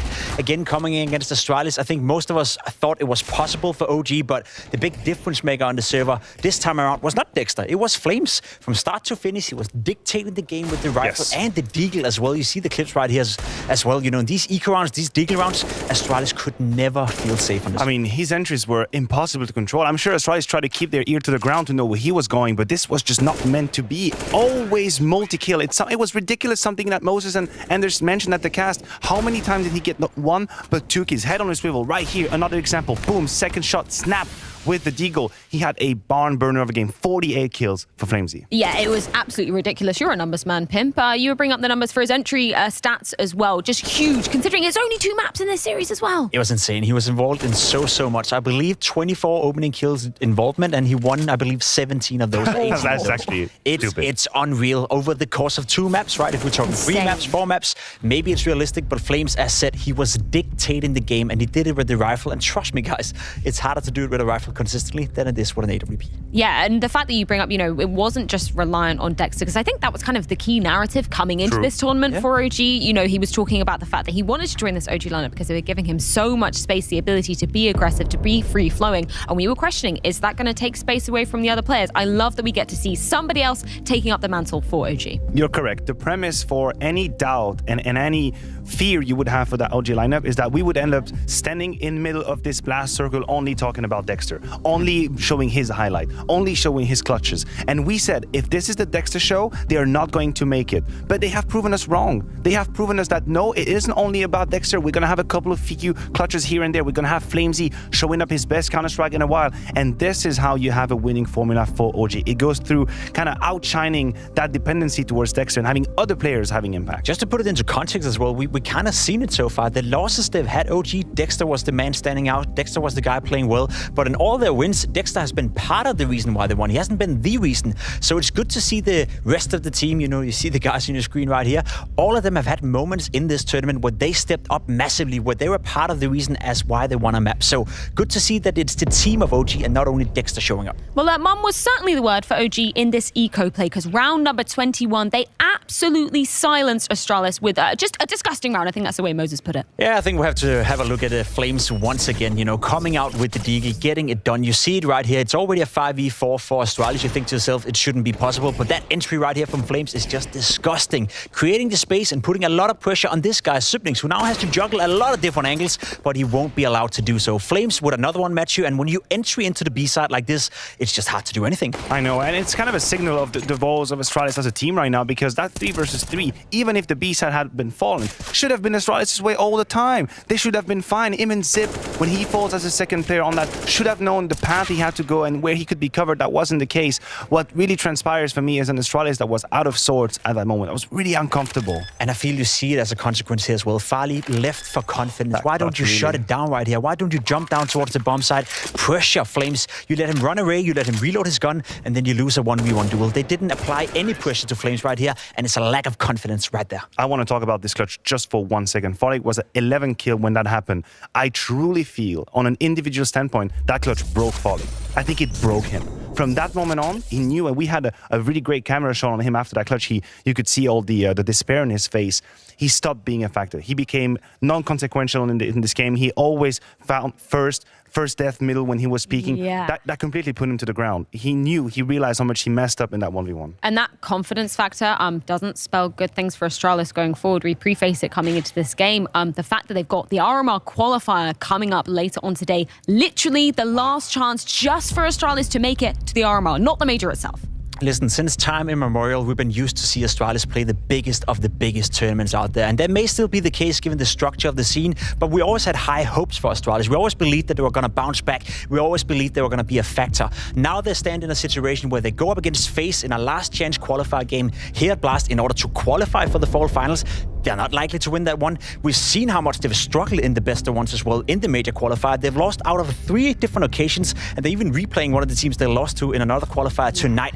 I can not stand right here on my feet saying that I believe that Astralis would qualify for the major, and that is a disaster just to think about. It's a crossroad for them. It is a crossroad. Today is going to either mark a tragic day in their history, or it's going to be just one of these which you smile about in a couple of weeks. You remember that time when we almost didn't make the RMR? We are about to see. I don't know mentally where they're at. I think it's going to take a great work, not only from the mentors of this lineup, and I'm referring to the Glaive and the Xipniks of this world, but also the coaching staff, to make sure that everyone takes a freaking deep breath right now. They have something huge coming their way. They're going to play for their life in the RMR. There's going to be a time to qualify for Showdown, or for full finals rather, but for now, focus on the RMR. Yeah, pressure would be an understatement for the Danes just going forward into today. But before they do dive into those games later on, Config did have time to spare a few words with us. So Config, you got up against OG again this time. Their Ancient is something they've been playing a lot, right? They've been coming into it. I know it's a key map for you guys as well. When it comes to Ancient though, did you feel like you had a good read, and could you sense that a lot of change maybe since what you'd prepared for? I only think that they're a really individually strong team at the moment. They're really good at like manipulating rotations and doing the right calls in mid-round. So it's always hard to read when they're just playing better than you, and they were doing that today. And in terms of Mirage, this is your kind of core map at the moment. This one where we have the complete faith in Astralis. But even like when we look at that fourth round where they just had a few pistols and the Glocks coming in, it still feels like something's not right there with you guys. What is it? Can you put your finger on it? Do you know? Honestly, right now, as I haven't seen it yet, but I remember a round where I got one deked from Flames, and he was like really on fire with the deagle, so he deserved that. So yeah, they were just individually better today. That was how it felt, at least. And how's your confidence? Because I know when I've had good interviews with you, right, you're hyped up, you're ready, there's the Config that's all powered up. How do we get that back? How do we see this as far as? Because obviously there is certain expectations that comes with this level of team. I think it's hard right now because we just bombed out of 3 qualifiers in a row, and we've lost to God knows who. So I think it's hard to like get back on track when it's those kind of games you lose. You always lose confidence when you lose against worse teams than yourself.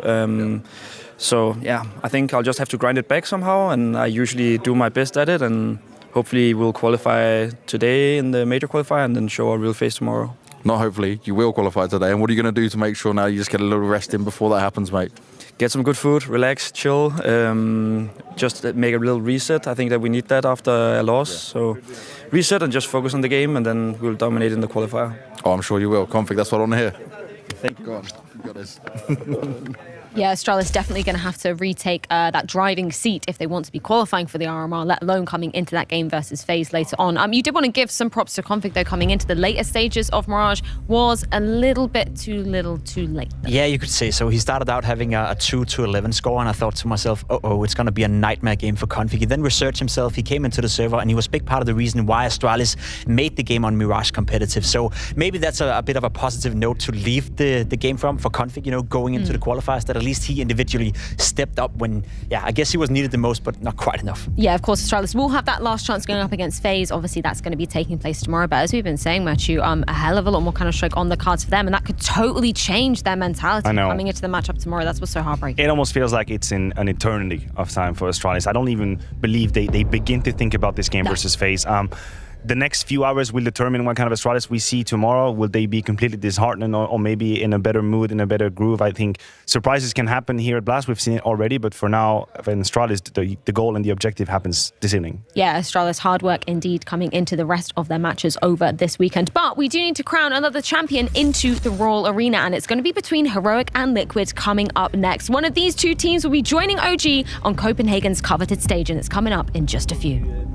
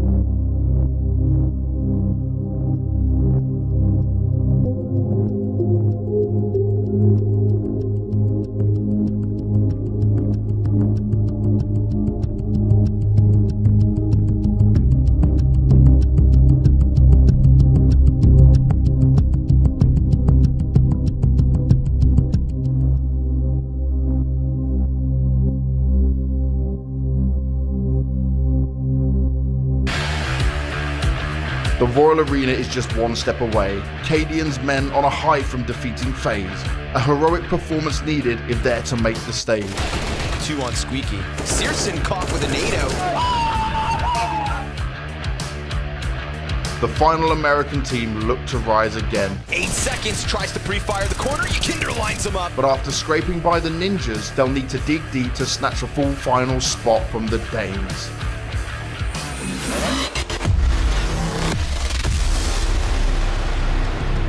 It's the clash of the clans as Heroic and Team Liquid both fighting tooth and nail to claw themselves away onto the stage here in Copenhagen. The Royal Arena waits for one of these two squads. The first time we're going to be seeing Heroic taken to the stage in these best of threes thanks to a stellar performance in that group stage. But for Liquid, we saw them taking on NIP yesterday. And looking at the results of that matchup, much more of a nail-biter than maybe that 2-0 would be indicative of. It was an extremely hard-fought battles for Liquid to pass the NIP obstacle. I think, of course, the Swedes must have regrets about that game. And there's obviously two readings. There's two ways you can look at that game. You can either talk about the mistakes that Liquid did, which there were plenty of, I guarantee you. But I would like to focus on the resilience. Something that I believe Yakinder is bringing with him right now is the ability for Liquid to play their best Counter-Strike at 14-14, 14-15. And this is such an invaluable asset to have for a team. To know that you're going to have a player within your ranks that's going to hold his ground at round 28, I think Yakinder is bringing that with him. It's crazy how much belief can do to a team, right? Just bringing in Yakinder feels like NA Counter-Strike have a hope now. Feels like the Liquid players themselves are starting to believe in themselves again. You hear Leash constantly talk about how he likes structure, how he's playing better. You hear the other players, speaking about the environment within the team, which is much, much better now. One player came into Team Liquid, Yakinder, and made them relevant again. That's all it took. Of course, on the server, he's doing an awful lot of good stuff. T-sides opening up, creating space. But just in terms of raw belief in own abilities, Liquid seems like a complete new team coming out of the break. Yeah, just needed to sprinkle a little bit of Latvian love in there to resurge NA's hopes. And luckily, we do have a few words from Yakinder heading into this series. So, Yakinder, the first thing I want to touch on is the fact that obviously things are definitely looking better with you inside Liquid, but I want to see the system and the style that they play and how you feel that benefits you. I mean, actually, when I first came into Liquid before Cologne, we literally started from a new start because when Shox was there has been some problems and a lot of practice has been skipped and people would not play a map for 3 months. And when there's that type of game, you need to structure everything from the start, and you need to especially when I like to secondary call and bring ideas, obviously, and since haven't been a lot of things on these maps, I started from the start, so it's easier, so everybody understands my way of thinking, and especially me, Nick, and Damien. We were Nitro and Daps. We were heavily thinking about all our maps and trying to improve and having different ideas. I think I gained a lot of different approach to the game that I didn't have in VP, especially now with some of the role changes. I'm now playing not necessarily an entry fragger. I aggressive lurk. I still take space and I'm in the back, right? But in some certain situations, Nitro is entry fragging while I'm somewhere behind. So I think it improves me as an individual and as a player. So yeah. And I was just going to ask you about that. In terms of your actual individual performance, do you feel like you can reach a higher peak here than what you did with Outsiders? Yeah, I definitely can. I mean, entry fragging is, you don't have to be smart to entry frag, you have to know what grenades are thrown behind you and what grenades and how do your team support you, right? While lurking or throwing the necessary utility and whatever and staying in the clutch situations, that's something that you need to gain experience in. And since I was basically dedicated entry fragger before, that experience is now, I'm now gaining it from playing in Liquid. I think it improves every player. If you're able to play any role, you're super versatile, I think you're much more valuable than if you're playing only one role. I've always said you're smart, Yakinder, and you just give me the perfect answer for that one as well. Now, I also want to touch on the fact of your and Lee's relationship, because he talks so highly about your interviews, you're also talking about him. So what's that like? Explain that to me. I mean, I think with John, it's been the easiest. I think he's the most experienced in the team. He understands the game really good, and his way of his thinking is really similar to mine. And it was super easy to get new things in that he understands instantly, you know, and especially in some certain situation, he helps me with like micro details and with his thought of the game, because it's not fully the same, but it has. I mean, my side of the map as well. Some great insight there, Yakinda. Thank you very much, man. Thank you. Was that And redacted? we've seen a whole lot of romance Did we just blossoming. redact the whole interview? It was like maybe he spilled beans, he divulged gonna information say, for is the that, national security?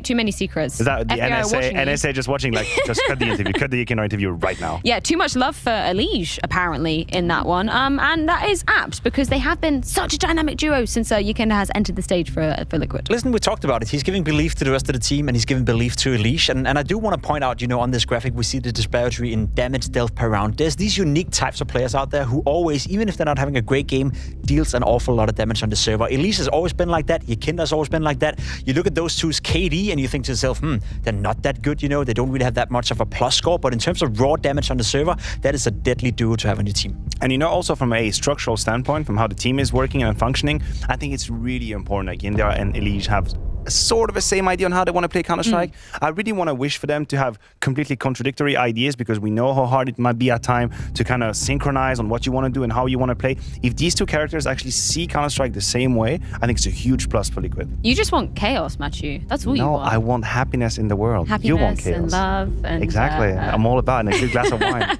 Well, some more love going out to OC as well, because he's been an absolute can opener when we're looking at these opening entry attempts as well. Obviously, we kind of prefaced it coming into the pre-show that a lot of AWPers making this list, but he tops this list, Matthew. Yes, he does indeed. The best entry fragger that we have at the event, at least at the beginning of the day. It might have changed now that we've just played a series, but I think that his name has kind of left the headlights because Yakinda came in, because there are other news in the realm of Counter-Strike that have happened, of course, but he is slowly but surely maturing as a player, and I am really liking what I see from OC. I think he's becoming more and more assertive on the server. He's having some crazy impact, also opening situations on the T side.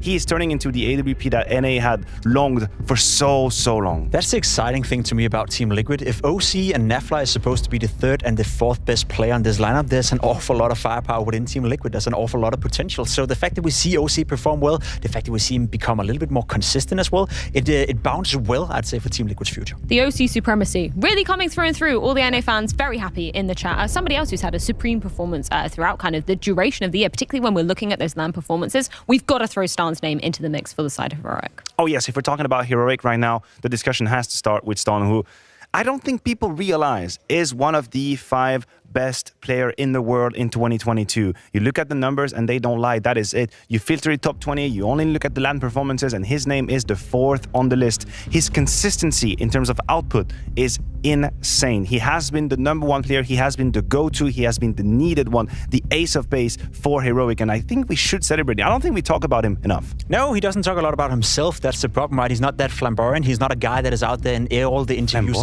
and yelling about himself and talking about how good he is. Stavn is a very silent warrior, as I like to call him, who's always, as you said, always have output on the server, but crazy. Especially within the team as well. Yeah. You stand behind Heroic, you listen into the communication, and you can hear that, and a lot of the ideas, a lot of the dictation of where to go in certain rounds, what timings to hit, how to set up your teammate, it comes from Stavn as well. He is the right hand of KDN. Not only on the server does he have the output as one of the best players in the entire world, I agree with you, especially CT side, T side for that matter as well, but in terms of raw communication and helping out KDN being the in-game leader he is, he also provides a lot of value. Yeah, you were talking about it during, I believe it was the big game on Nuke, right? The final round of the entire map. That was Stan's cool. 15-14, 3v3, and Stavn takes over the lead, takes over the round, tells the teammate what to do, and it worked out perfectly fine, and then the round was never in jeopardy for Heroic. I love to see that. I love to see that you have a player next to the in-game leader who at any given time can take over and provide as much value, if not even more. There's also the case to be made that he's a better AWPer than KDN as well, which is, speaks into how, I guess, versatile Stavn is as a player. Yeah, definitely versatile indeed. But let's hear from another Dane that's going to be entering the server today. It's Shush with Banks. Today, right, you're going up against Liquid. You've had a bit more time than other teams in order to wait and see how this has all been going down. But how has practice been going now with the team and what you guys have been able to do? Where did you put your focus across these last few days? Practice has been going really well, with some ups and downs sometimes, but I think we practice to improve all the time, all the small things and all the big stuff. Some practice we just do our own stuff, just go into practice, not careless, but doing our what we feel comfortable in doing, and some practice we go in and to actually practice stuff. So we definitely keep on learning, and it also makes it fun that we have like different styles of practicing. That's what it is, mix it up, right? Don't make it too boring, for sure. Now, obviously, this game would qualify you for the full finals, put you in the Royal Arena. How important is that for you guys, right? Being a Danish team on home soil. It's so important for us. Like last year, we played there and we lost the semifinals or quarterfinals. I don't even remember semifinals. I think it was against Astralis, and we 100% wanted to be there again. And we want to give Jabby the same experience as well. We want him to get that. A very special experience for sure in that arena. You got to get past Liquid today, though. And I just want to see with their changes that come in, what you've learned about them. Do you think they're in a position where they can challenge you, like they can make this one competitive, or do you still see yourselves with quite an advantage? I think we have the advantage since they're a new team. They have a new way of thinking. They have some old players with the old style of CS, but I think Kinder brings some new kind of style to them. So it's going to be interesting how they play, but I think we have a good idea. Well, I look forward to seeing it. Shush, thank you very much. Thank you. And I'm going to continue that Yekunda conversation, obviously coming into Liquid's pick of Vertigo, because one of his two favorite positions to be playing, that A-ramp. Yeah, absolutely. You can talk about the CT side, the A-ramp, and how, I guess, involved he's going to be in the action. I guarantee you he's going to be in the kill feed quite often. But also, I want to talk about the T side and the work that Yekinder is doing on B. I think he alone has become such a menace for any team that faces Liquid, because he can wait and wait and wait and take a timing at 27 seconds, and he's not afraid at all to just reorientate the game towards his B side, offering a solution, offering a way out to Nitro. And for any team that plays against Liquid on Vertigo now, you cannot ever rush a rotation. You have to be ready for your Kinder. I'm a little scared on behalf of Team Liquid, to be completely honest. The fact that Vertigo is their map pick, we all remember what happened in the group stage where they were playing Complexity. They arguably should have lost that game. NAVI bowed them out with an amazing 1v3 clutch, and they made a good comeback, but you're going up against a team that is much, much better right now. A Heroic that has a lot to play for, as you can hear behind me. Very motivated, very loud as well. Damn. I am worried that Team Liquid don't have anywhere to go in the map video, and they ended up in Vertigo in a scenario where they couldn't choose anything else. So, I need to see Kinder and Unleashed play better than I saw last time. Yeah, pure fire and fury from the Danes coming hot into this one, but it is their opponent's map pick of Vertigo coming into the mix first. Liquid hoping to wash the dreams of the Danes away, and we're going to see how it goes down in just a few moments.